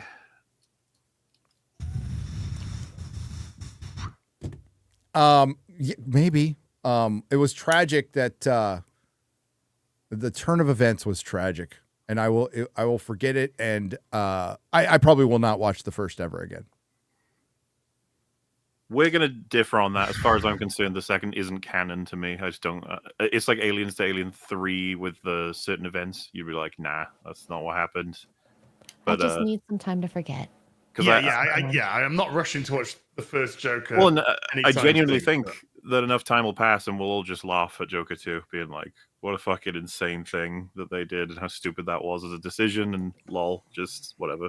Remember when Todd Phillips did that interview where he said, "Yeah, I just did it purposely to fuck Warner Brothers off," and we all laughed because they paid him millions of dollars. I mean, that's what I said in my video. If it was a troll of Warner Brothers, respect.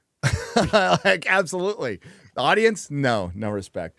But we'll find out. And yeah, maybe in 5 or 6 years I'll feel like watching it. But like, even before the sequel came out, you have to be in a mood to watch the Joker. You're not going to go, man, it's a lazy Saturday. I just want a little light viewing right now. Let's watch Joker, followed by Saving Private Ryan and Schindler's List. We'll do a trilogy. It's like, no, Usually I fire up a Todd Phillips film like The Hangover or Old School, you know, 2 good Todd Phillips films. Todd Phillips not known for making very good sequels. Let's just say. Thank God there was never an Old School 2. Old School was fucking awesome, by the way. Joshua Varelia for $5 says, hail all and the real BBC. Want to say thanks for providing laughs. Been nursing a sick kitten. Oh no. And the streams have helped. Little guy's doing okay now. That's good to hear. Aw. Excellent. Big ounce for $5. Another FU as for skipping Marvel versus DC weekly fight last week. This week's fight. Wait, what? When? What? You skipped it. Where? Wow, as Afternoon tea. I don't know. Last week. How dare you? This week's fight will be the husbands of last week's. Absorbing Man versus Goldface. Stop it now. Stop it. I remember now. And I said nobody cares. Nobody cares? Okay. Absorbing Man. Sure. What's the powers of those? What's Goldface is power? yellow. So me? Am I Goldface? He's basically fucking Green Lantern. Wow. Yeah, what I recall, I'm not as versed on DC as I am in Marvel, but Goldface is yellow, and Green Lantern can't fight yellow. Then he becomes a commie. So I'm gonna go with the whole Absorbing yellow Man. thing? Wasn't the whole yellow thing actually? They tried to sort of retcon that back to Parallax. Yeah, they did. Yeah. So They made it work. I mean, but you know, like when you have superheroes are like, he's powerless against wood and the color yellow. It's like, shut the fuck up. That might have worked. That might have worked in the 50s, okay? But it doesn't work now. There's certain things need to evolve, okay? Doctor Who doesn't work on wood. Doesn't work on wood. The sonic screwdriver. Now it's just a magic wand. But being powerless against a color that's on the spectrum is kind of tough. I mean, like, how is he in the sun? Because that's pretty yellow. Does that affect him? They needed something for Sinestro, you know, to get something. What if somebody pees on Green Lantern? Like, well, it depends how hydrated they are. I know. These were all questions we had in the comic store many years ago. Let's go back and refer to Suicide Squad kills the Justice League. Oh, sorry, they pissed on the Flash there. Okay. They stripped Green Lantern down to his boxer shorts. Did they Joker? Did they Arkham him? They took him to the shower. They took him to the shower and Arkham. By one rule. The memes are going to be great. Big outs for $10. Weekly Marvel DC fight. But before I do say it, F you as the fight is the Titania versus Blacksmith, Hulk villain versus Flash villain, Titania. She's hotter. Whoever's got the She was in She-Hulk, by the way. Always going to be my answer from here on in. Yeah. Whoever has the biggest tits. Titania has bigger tits. She's better looking. Enoch Maman on the Streamlabs side. Not the She-Hulk show. No, in the comic. 2 parts for $15. Hi, Gary. I have good news and bad news for you. The good news is I'm not going to send any Bon Jovi lyrics. Thank you. That was really played out last Friday. The bad news is I'm going to send you something 1,000 times worth. No, Dave Matthews Band's lyrics. No, don't do this to me. Oh, fuck. I love when he gets so sad and dejected. So much to say, so much to say, so much to say, so much to say, so much to say, so much to say, so much to say, so much to say. Because here we have been standing for a long, long time, trodden trails for a long, long time. It's fucking lyrical genius there, that Dave Matthews Band, who's now only remembered for dumping their sewage from their tour bus on a boat, because they were like the very environmentally active, progressive Dave Matthews Bands poured their sewage from their tour bus into a river, and it landed on a boat full of people. The Manlin Black for $4.99. Possibly dumb suggestion. I mean, Not too dumb for this show. Don't worry. Not too dumb If you're for worried about missing an episode of FNT and breaking your streak, just resurrect Az and have him host it. Are you fucking insane? Leave Az alone on my channel? Even the ghost of Az? Listen, I haven't bumped my head. That would be funny though. FNT, like the intro plays, and we cut in, and it's just Az like, hello. Yeah. we have done that once, by the way. I think we did open one of the shows. Yeah. Okay, so It's just started with just me. No one else was even. when I went to New Mexico to watch my niece graduate and get ready to college, and it was great. I hung out with my son and just did a full family trip. The whole intention was to not do FNT. The complete intention was to not do FNT. Remember that? Yeah, when are you going to get Jeremy to host it? Yeah, but then, you know, I just decided to do it. And then the following Sunday, we see what happens if I don't host a show on Forbidden Frontier. Just can't quit. Yeah, we'll see. I'm going to play by ear. I don't know when my schedule is, but I'll let you guys know a week in advance. But there's a possibility for a week and a half. So I'll be on this Friday, but I'll be in, where are we going to be? Cusco? We'll be in Cusco for both of them. For both of them. Okay. But we travel from Cusco to other places, right? We have to get on buses and shit. Am I flying into Lima and then to Cusco? You're flying into Lima, then Cusco. I'm meeting you at the airport in Lima. Okay. Lima's a big city. I'm so excited. Yeah. All right. So yeah, we'll there is a chance we might miss a Friday. Okay. First one in 6 years. Dun, dun, dun. Well. That'll be the mystery. I'll mystery box you guys. We'll let you know at the end. It'll be very unsatisfying when we probably air the show and act like retards like we normally do. Albert, not a retro for 2 Canadian pesos. Proud to be toxic. Yes, me too. Ted Hammond for $5. Telling people in Florida to not be stupid is a hard ask. Well, they can do. I believe in them. I believe in them. I believe in the people of Florida and their toughness, and they don't give a fuck. I believe in Harvey Dent. Mr. Can we trust him? No. I'm gonna break my rule. Mr. Break my one rule. Mr. Heels Babyface, ask Gary Fuck what off, is Steven, fuck off. Stephen DeLeon for $5 says, Yeah. Mr. Heels Babyface, ask Gary what is his favorite Good Charlotte song? Oh fuck.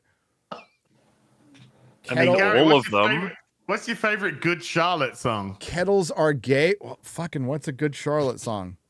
I Is don't that know any Stacy's Good mom Charlotte or like Good Has got it going on. No, Is I don't that- think that's Good Charlotte. That's not Good Charlotte. Good Charlotte songs. Let's see what. Is it Boulevard of Broken Dreams? Is that? Oh, a it's Good Green Charlotte? Day. It's Green Day. I don't know all these rock bands. I didn't listen to rock.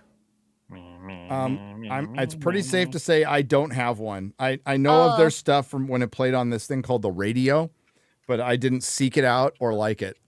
I think I listened to Lifestyles of the Rich and Famous. I don't recall what it sounds like, but yeah, I that don't song. have one. And then I the like anthem, Stacy's heard Mom that. has got it going on though. That's a good song. Rated M for $9.99. It was interesting watching Emergency Awesomeness's breakdown of Joker 2 TLDR. It's Todd Phillips, FU to the studio and fans. Would you consider an EFAP on the breakdown, MauLer? Safe trip, Gary. Hi, everyone. Have you ever broken down an Emergency Awesome video? I think we might have. Really? I can't remember, but so he's done one on Joker 2 talking about. Yeah. So I mean- I am trying to wrap my brain around Charlie. Charlie doesn't doing get. a Joker 2 review. I know, without like seeing it. Charlie doesn't get really opinionated No. often. And when he does, he says stuff like, the guards kind of take him into the shower, and it's kind of, you know, they pat him on the head. no. As they changed the Joker organ, and organ. Just a little bit. They Just changed a little the bit. Joker origin just a little bit. Just a Well, little there bit. was an organ involved in the Joker origin. There was. the I shower. don't mean this disrespectfully, but you know, I think Emergency Awesome. I think as vanilla as possible in terms of takes. I have too many clips. I'm trying to find the clip. The Marvel one. Oh, God, I've got so many. So it's played by Annette Bening. So they just changed it a little bit. The funny thing about the Negabands on the TV show is that they're actually meant to be a big callback to the OG version of Captain Marvel, the very first version, who was a man called Mar-Vell, who did appear during the Captain Marvel movie in the MCU, but he was played by Annette Bening, so they changed the character just a little bit. What? What the fuck? But he was played by Annette Bening, so they changed the character just a little bit. Just a little bit. Didn't they make him bad as well? Or I don't know.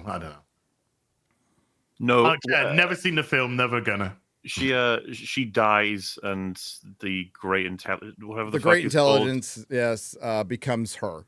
Like, Oh. The Blacksmith for $9.99. The Blacks, and spell with an X, for $9.99. Hail, BBC. I'm watching The Penguin thanks to you guys loving it. The show's a great example of having a good story and then elevating it with a recognizable IP. Take note, Amazon. Clown monkeys. Cuban. I mean, that is essentially the first Joker movie, though. It was a repurposed script. Cuban. That's what it was.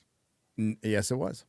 And this one was an idea that they just came up with on the fly because they got paid tons of money. They probably he wrote the script on $100 bills. That's what he did. So, Cuban 922 for $5. What's the crew's opinion on Robert Rodriguez Mariachi trilogy? A little hang up. And Love it, yeah. I love it. Love it. I continue to board neighbors' windows down here in Florida. Oh, good man. Good man. Love them. And that's why it's hard to believe, because I'm just talking about this very briefly. Dude, MauLer, it is very difficult to break down something so terrible where you have like 2 points to make. Like Boba Fett. I think I went 3. But what were the 3 single worst things of Boba Fett? The Vespas. The Vespas? Him having Tuscan syndrome, like get in the fucking and then Maureen guards walking off a cliff. No. 2 episodes missing in his own series that feature another character.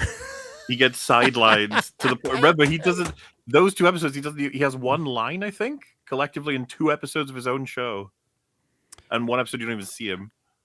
Yeah, and then I'm like Mando 3. I'm like, what are the 3 worst things? Like, I can only bring up the top 3 worst things of Mando 3. I'm like, I honestly can't remember most of the show. Jack Black and Lizzo. That's it for sure. That's easy. Dark Saber, Bo-Katan taking over. Yeah. I mean, that's pretty much it. She's now the Mandalorian. 2 weeks later, she's not the Mandalorian. Ahsoka's a little more recent, so it's fresher in my head. But I got to do. Yeah, for sure. There is a scene in Ahsoka which I really like. There is a scene in Ahsoka that I do really like, and it's the Ray Stevenson one. Yeah, and it's so because it's really well done, and it I mentioned works. what a waste it was. That's his final role, and Obi-Wan will be way easier. I'm off to Obi-Wan after this show. Pick one. Yeah, you have like 7,000 to pick from. Yeah. Oh, bro. As long as you include Wade as a memorial for Wade. Look, for me, the one which God, if you take the Darth Vader stuff aside, because we'd be here all fucking day. The gate is just.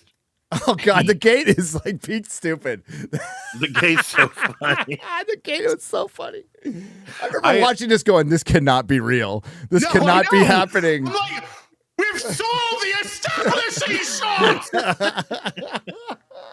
There was a moment in Outlaws where those gates are up. I know I showed you the clip of Peter running into it, but there's another one where you're doing an escort mission and a gate like that pops up and the character says like, oh, can't go that way.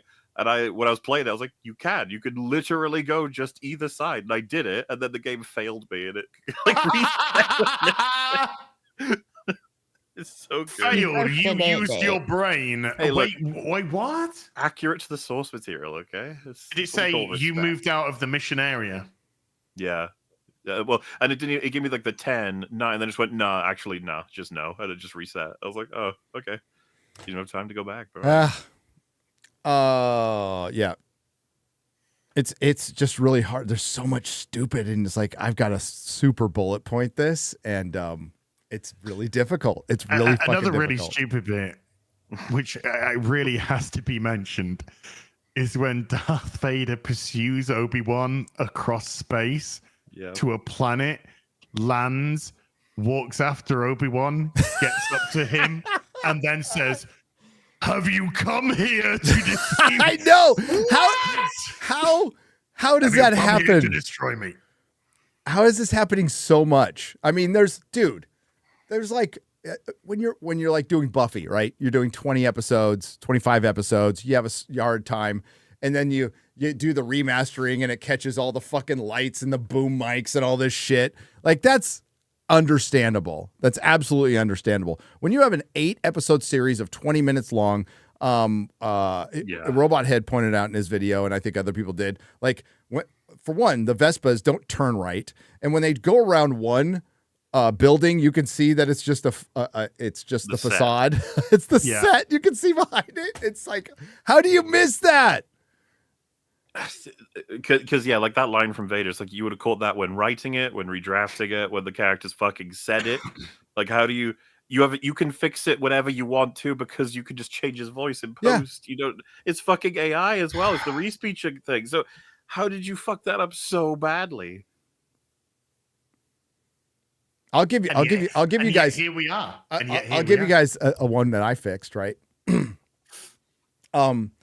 In my Joker video, I like everything's been like, usually I take my fucking time with shit, and when I'm done, right?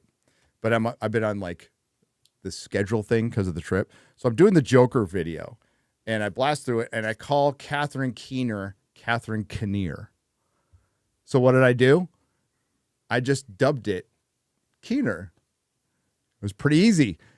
My mouth was pretty much making the same motion. You're not going to be able to tell, but I just, instead of reshooting that clip, which probably would have been easier, I just dubbed it. We should tell Hollywood about this. We should tell Hollywood about this. It's a thing you can do. Well, I made a huge mistake because on Afternoon Tea, I actually said Joker 2 was a movie. Oh, well, whoops. There you go. Jared Singh.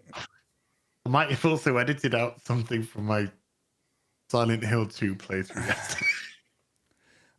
Yes. After Penguin episode 3, where are we placing Sophia Falcone on the crazy hot scale? 9.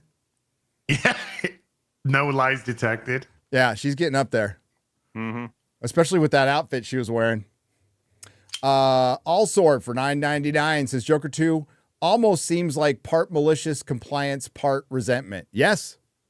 Alex Moffat 123 for $4.99. Hey Gary, is there an Arcane update? Hopefully I'll finish it. Haven't had a lot of time. I'm on him. Okay, I'm trying. That was it. Hopefully I'll finish it. That was the end of that sentence. Noah Sprague Studios for $10. The defense I've seen for Joker 2 is Joker was always a loser, and it's actually about a communist revolution rising in the first movie, and it's getting crushed in the second. Okay. It's not a communist uprising. It's not a communist uprising. It's just people are sick of... It's quite the opposite of what a communist uprising would be. It's an uprising against the power, as opposed to the power manipulating the people. Well, some people might see that because some people who are now complete statists see themselves as the rebels. And who knows? Well, like Disney, who are the empire, projecting to the guys in their fucking rooms with C920s, that we are the empire and they are the rebels. Sure. The $1 billion corporation of the rebels, and the guy in his office Leave in his house is $1 billion corporation alone as you bully. I know, my bad. Hollow Toshi for $2. Mayor Cooper. Okay, but why? That's what I was saying about the whole Joker 2. Yes. Gary, has Az told you he has one rule? No. Has Az Oh my God. We need to break my one rule. Has Az told you how he has now out-boomered you on a computer game as is double streaming on Sunday Fun Day? Oh yeah. Oh, I remember whoa, that. no, I he didn't remember bring that. this up. Whoa. I was trying to be Oh. efficient. I was trying to be efficient. Controversy. You're trying to Right? be I was trying to be efficient? efficient. I had Sunday Fun Day set up, ready to go. Mhm, Uh-huh. yeah, Because mhm. I was going to stream Silent Hill 2 afterwards. I Uh-huh. set up the room for Silent Hill Sure. 2. Mhm. Now, Uh-huh. Yeah. unbeknownst to me, Because he clicked the wrong button because he because boomered. first of all, because Mm. I did two Mhm. OBSs at the same time, but one Right. for later, one for now, both Sure. scheduled. It shared the stream key, so one, they were in confliction with each other. Number two, I actually started the Silent Hill 2 stream and not the Sunday Fun Day one. Mhm. So all it was me just being in the wrong tab. Mm. Click the wrong button, boomered. Yeah. Whatever. Sound like a really long-winded way of saying it. Whatever. Bias. Oh wait, no, he didn't leave. Did he? Oh. Hi.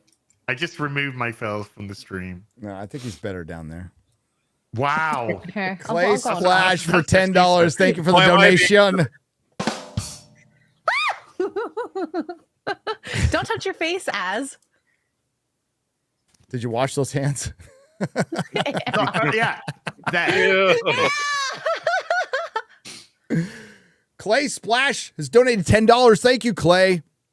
White Knight Leo for $5. Why has it got to be white?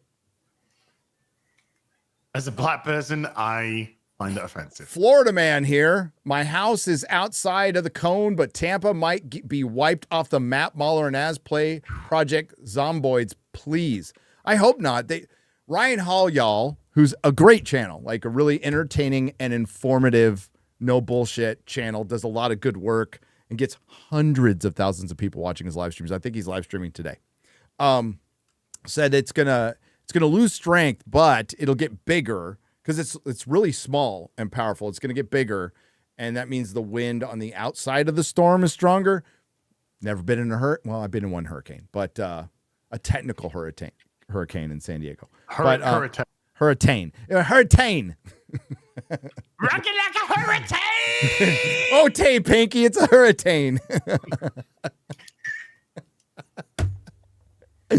That being said, I hope they said it's going to die down, but it's crazy. So just be careful. We have friends there. I know Benny said he was getting out, and I would too with 3 very young children. I'd get the hell out too. Better be safe than sorry. Better safe than sorry. That's what Ryan Hall y'all said. He's like, prepare for a category 5, but it might be a category 3, but at least you're ready. Yes.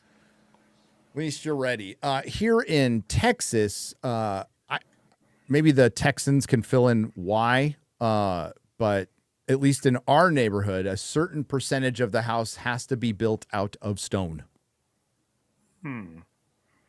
I was like, is it tornadoes? I don't know. I don't know why, but or is it just like some HOA thing? I don't fucking know. But yeah. So I live in a stone house, unfortunately, with a wood roof that would blow right the fuck off. But Roof. That squirrel is currently. Hopefully, that squirrel is fucking dead. Today was the day he was supposed to die. But R.I.P. Squirrel. fuck that little bitch. It's gonna come up behind him with a little knife. It is. Yeah. It's gonna come up behind you with 3 prison guards. They're all cute until they get in your attic and like I'm sitting there recording. They're all cute until they get in your ass. I'm not Richard Gere, okay? Is it better or worse than the gerbils? They're all cute until they get right in your ass. That can be said about a lot of things.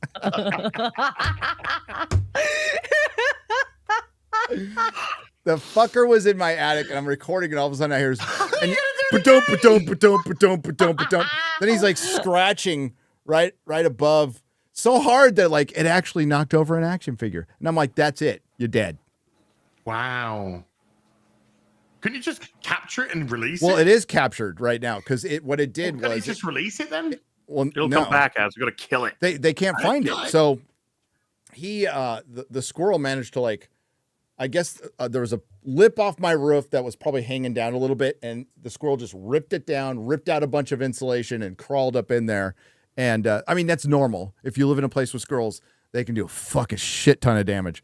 So it got up there because it's preparing for winter, even though it's still like 95 degrees outside. So the exterminator came in and just sealed it and thought, okay, well, I haven't heard anything. So he's gone. Then he leaves, and I'm like, I'm hearing shit up there, and he's trying to get out. So he's stuck in the attic. So worst case scenario, he dies, and when we start smelling him, we'll find out where he is. It's like, I don't want to do that. So we're trying to flush him out. Today, the exterminator flushed him out. There's a boring story for you. One dead squirrel. Stay out of my house. X-Ray Girl always brings it to a rated R stream, says Eric K for $2. Lenny Sullen for $9.99. True or false? Hollywood films with so-called A-list actors can no longer draw in audiences on actors' names alone. True. I think Deadpool Wolverine brought in audiences because of okay. those two. Ryan Reynolds and Hugh Jackman are in a movie that's not Deadpool Wolverine. It goes straight to streaming. It's because of the characters they're playing, not the stars. I think that's what he's talking about. So, so old day, like a Burt Reynolds movie would bring people to the theater for the most part.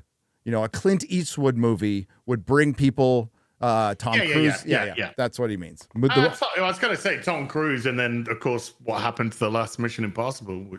Hey, Brad Pitt was in a movie with George Clooney, the guy who's not a movie star. Went to Apple Plus, and you know the proprietary Apple people watched it, and nobody else did.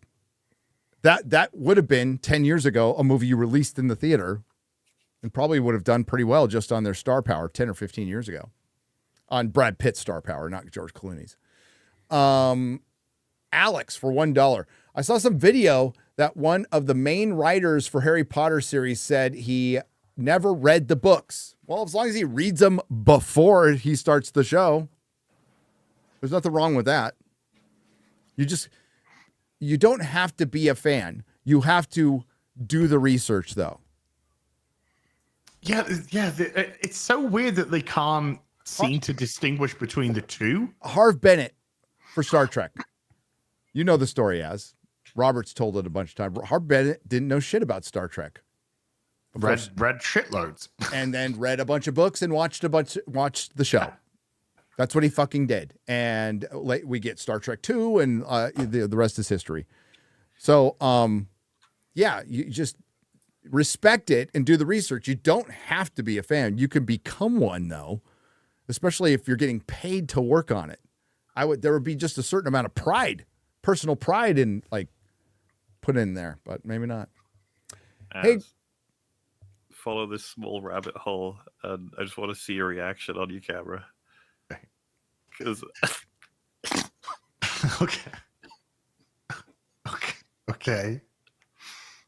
I'll give you 1,000 guesses, and you will never guess what the reply to this. So, do I go down? So you click the. Do I click post back? You click the Taylor Hills post. Oh, okay. So I click. What is that a reply to? Okay, my bad. No. What is that? What is that a reply to? Okay, let's have a look. Oh my god. Oh my god! Does anybody want to describe this? Sorry, I'm eating a snack. Okay. Right. There's an OnlyFans model with a huge badoinky doink.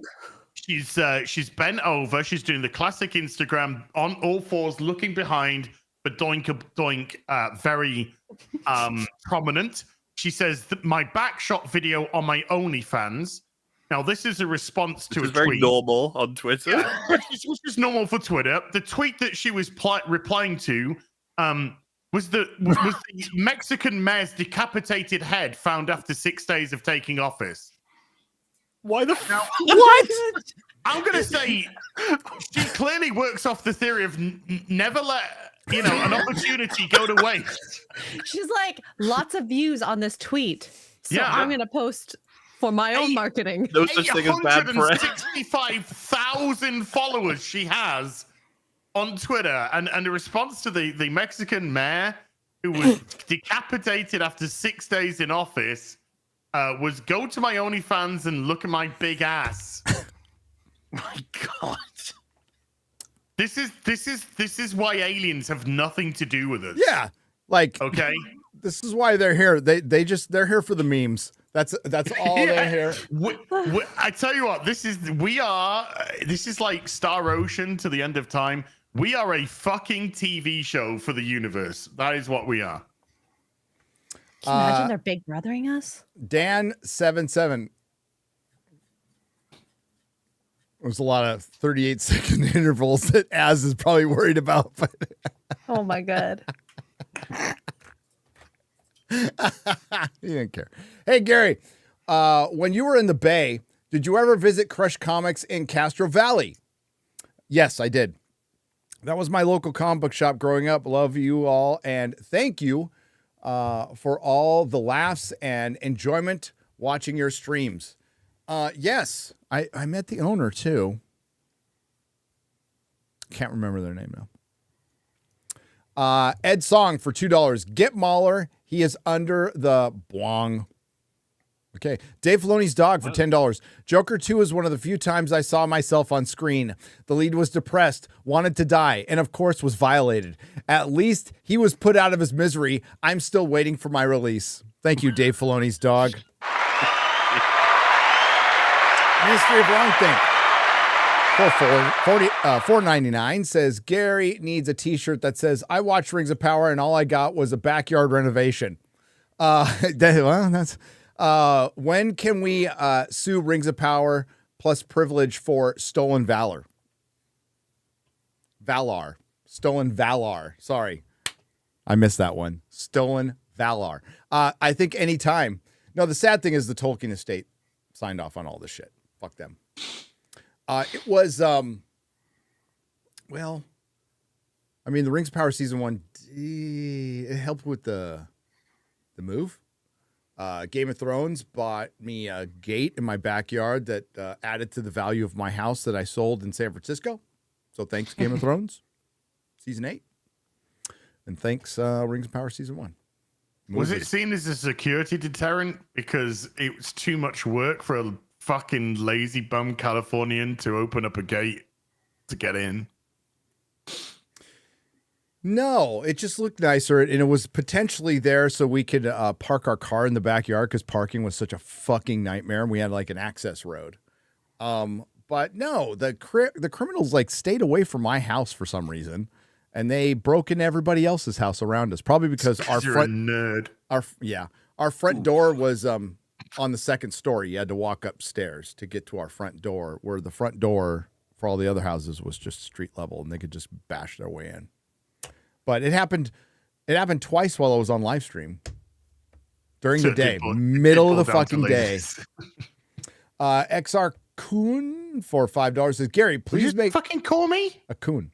Gary, please make sure to show the Snake Eyes movie some love on Geeks and Gamers. It's Jeremy's favorite movie, and he loves hearing about it. How great it is.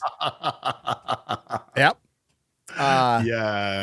Should have made Crazy Train the soundtrack for that scene. All aboard, says Io. Do you all have any interesting theories for Rings of Power Season 3, like Círdan and his army of fishes, or the Balrog being stuck under some rocks, or the rise of Sour Man? I think you answered it all. I like this one. I usually shave my Balrogs. Says Vile Sippo for €5. We talked about it. We figured they'll make Dark Wizard Saruman in season 3. The thing I said was I reckon he'll knock out Numenor, and the big reveal of like the end of season 3 will be making the One Ring, because they're gonna want to. They're also gonna want their ring wraiths sooner rather than later as well. Yeah, so they're gonna have to knock it. Numenor's getting knocked out next, but that means Sauron has to go there. But they can do that instantly. They can literally just do that in a flash. He'll just be there, and it'll be like, there you go, he's there now. But just turning. Oh my god! But the 9 rings of man. The 9 rings for men to put their fingers in. Yeah, they're gonna be corrupt. It's a process of time. No, Durin was corrupted in like a second. Like a second.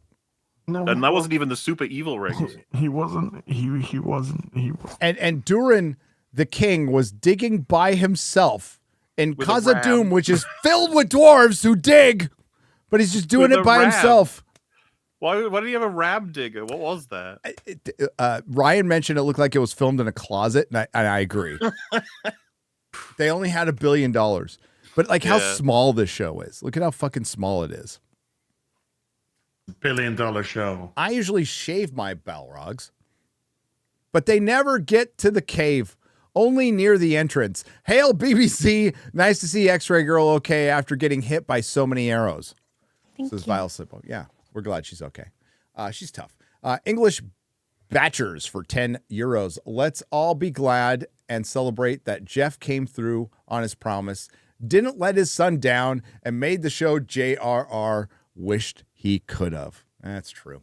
Vincent Turcotte for 5 Canadian pesos. Is it just me, or the Penguin feels like what the Daredevil season 1 was for Marvel Cinematic Universe when it was dropped, but now it's for DC? Damn, yeah, it's got a Daredevil feel to it because it's got verisimilitude, that Robert Meyer Burnett word. It's not as good as Daredevil. Don't get crazy, but it's good.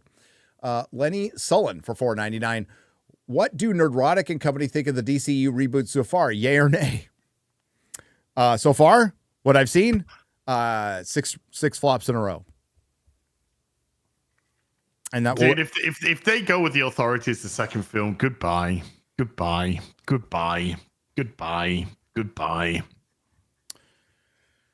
all right. Because there's no guarantee this Superman's going to be successful. Never mind a fucking guarantee. authority. It's gotta be good. It's Yeah. got to be good. It's got to be good. Ed Song for $10. MauLer, when you spoke about Boogie and Mountain Dew, I see an old Jewish man waking before dawn to collect all the dew on the mountain. Rep from Pepsi spills half of it and labels it Diet Mountain Dew. What did I just read? I followed that. He's made a story about how Mountain Dew came to be. And Oh, you know okay. what? It's beautiful. It's beautiful. All right.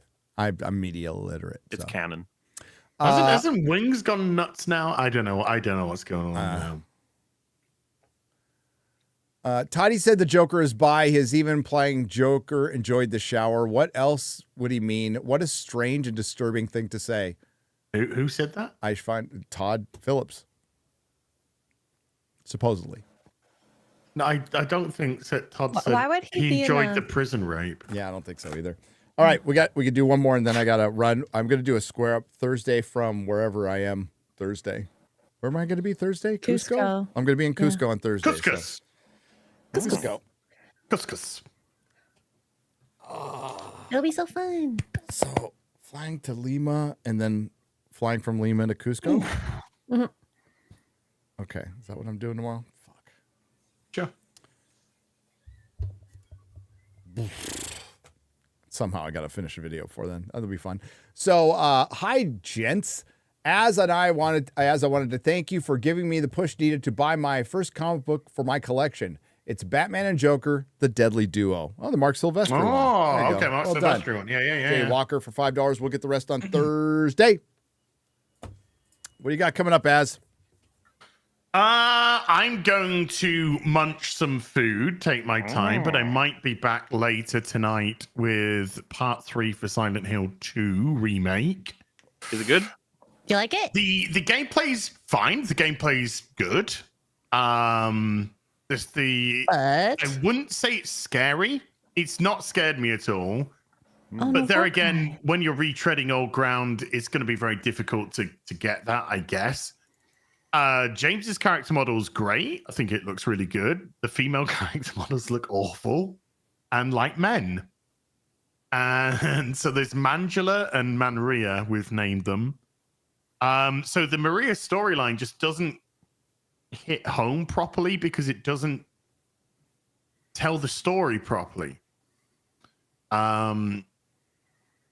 Because she got changed, to wear these dowdy clothes. So yeah, it's a bizarre. It's I would say so far we're 14 hours in. I'm just taking my time and not rushing anything. It's kind of feeling very much like an IGN out of 10 game. 7 out of 10. Share that X-Ray Girl. Prime Video. They're just fucking. They are literally gaslighting. This is Prime Video, Australia, New Zealand. No. What the heck? They want to poke the bear. They need people to talk about this show so much. Deal with it. You have $1 billion failure. They're calling Sauron a girl boss. They do know that. Wait, did Velma get cancelled? Yeah. Yes, it did. I thought it already, crying right now. was. Didn't they have a Halloween special coming out? That I think it just did, didn't Yeah. it? Oh. Yeah. Man, all that hate watching didn't keep it alive. No. Shame. But Velma was commissioned. That show was commissioned for 2 seasons again. Yeah. Like, Acolyte got canceled. so I'm Hashtag pretty sure renew that the Velma- Acolyte. Velma was cancelled like 2 years ago. That killed the whole concept, Gary. That was the most hate-watched thing ever, and it died. And they don't even kill things normally.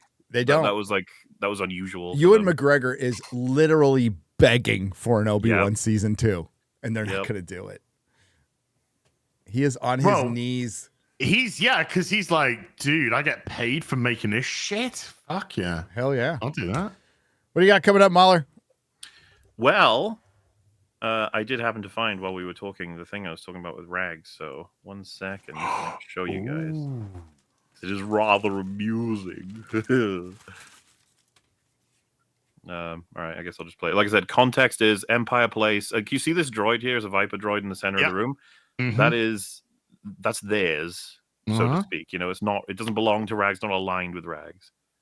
Everybody here? I have a question. What if I took a grenade and I just threw it over there? I'm sure it was nothing. What?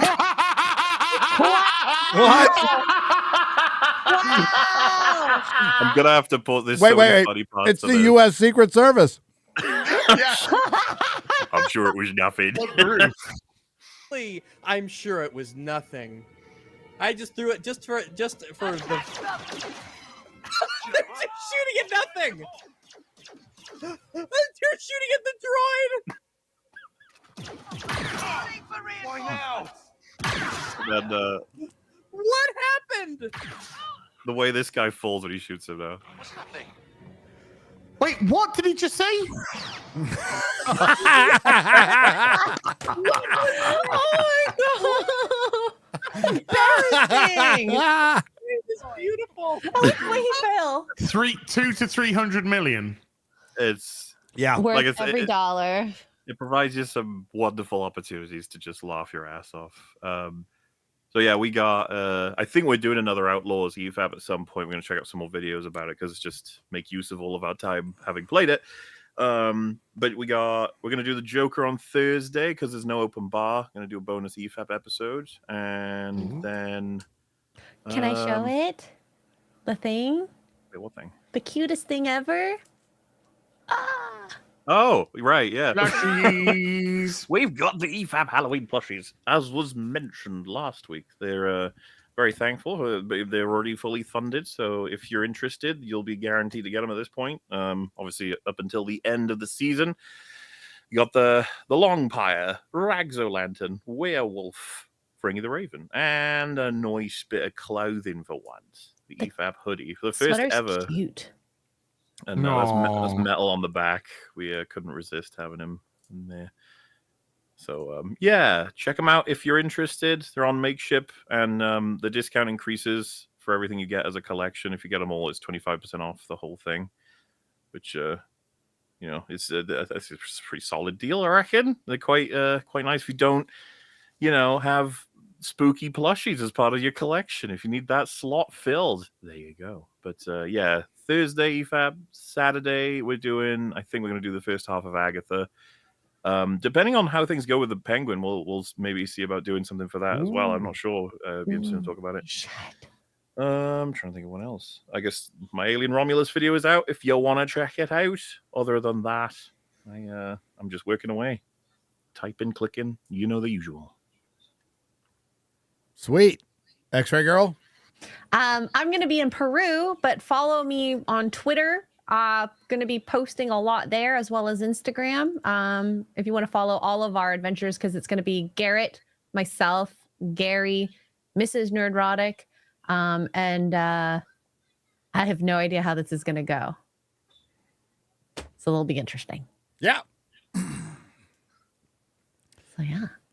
It'll be fun. Oh, we're going to be with Michael Collins, Wandering Wandering Wolf, with some members of the Fellowship on a tour, running around Peru, going to Machu Picchu, Sacsayhuaman, Cusco. It'll be fun. I'm gonna get on top of Sacsayhuaman. Okay. It's good. We'll live stream from there. We'll see if we can live stream from there. I doubt there's any signal. Probably not. Probably not, but it'll be fun. All right. Thanks, everybody, for watching. Hopefully, I'll finish the video before I go because I have to pack tonight. And we will be back for Friday Night Tights with MauLer. From I've got Ripping the Silk back tomorrow as well. Just FYI. Yeah. Well, you had your chance to say it. I'll take it back. Yeah. Yeah. And then following week, we'll just pay attention to the community section. But we have something coming out. Rings of Power Supercut will be Thursday morning. The supercut of the Rings of Power, all the videos mushed into one with a little bit extra. Little bit extra. Nice. And that'll be out Thursday. So thanks, everybody. This will be Real BBC will be back on Az's channel next week without me. Sorry. I'm sure they'll get somebody that's better. Or just talk to each other about video games for 3 hours so they don't have to worry about me being bored and going on eBay while they talk. Or dominating the conversation because you're the best gamer. Obviously. Yeah. I still think it's viable for us to do a Real BBC chain together stream. That does sound like a thing that could work. I would love that. Us four chain together, Real BBC stream. Figure out when we have an anniversary, we'll do it then. Yeah. Well, like maybe in December when it's kind of like holiday-ish season. And maybe Az won't yell at me because it won't be me that's causing all the problems. Have a good day, everybody. Not me to be worried about. It's MauLer. Always worry about MauLer. Say bye.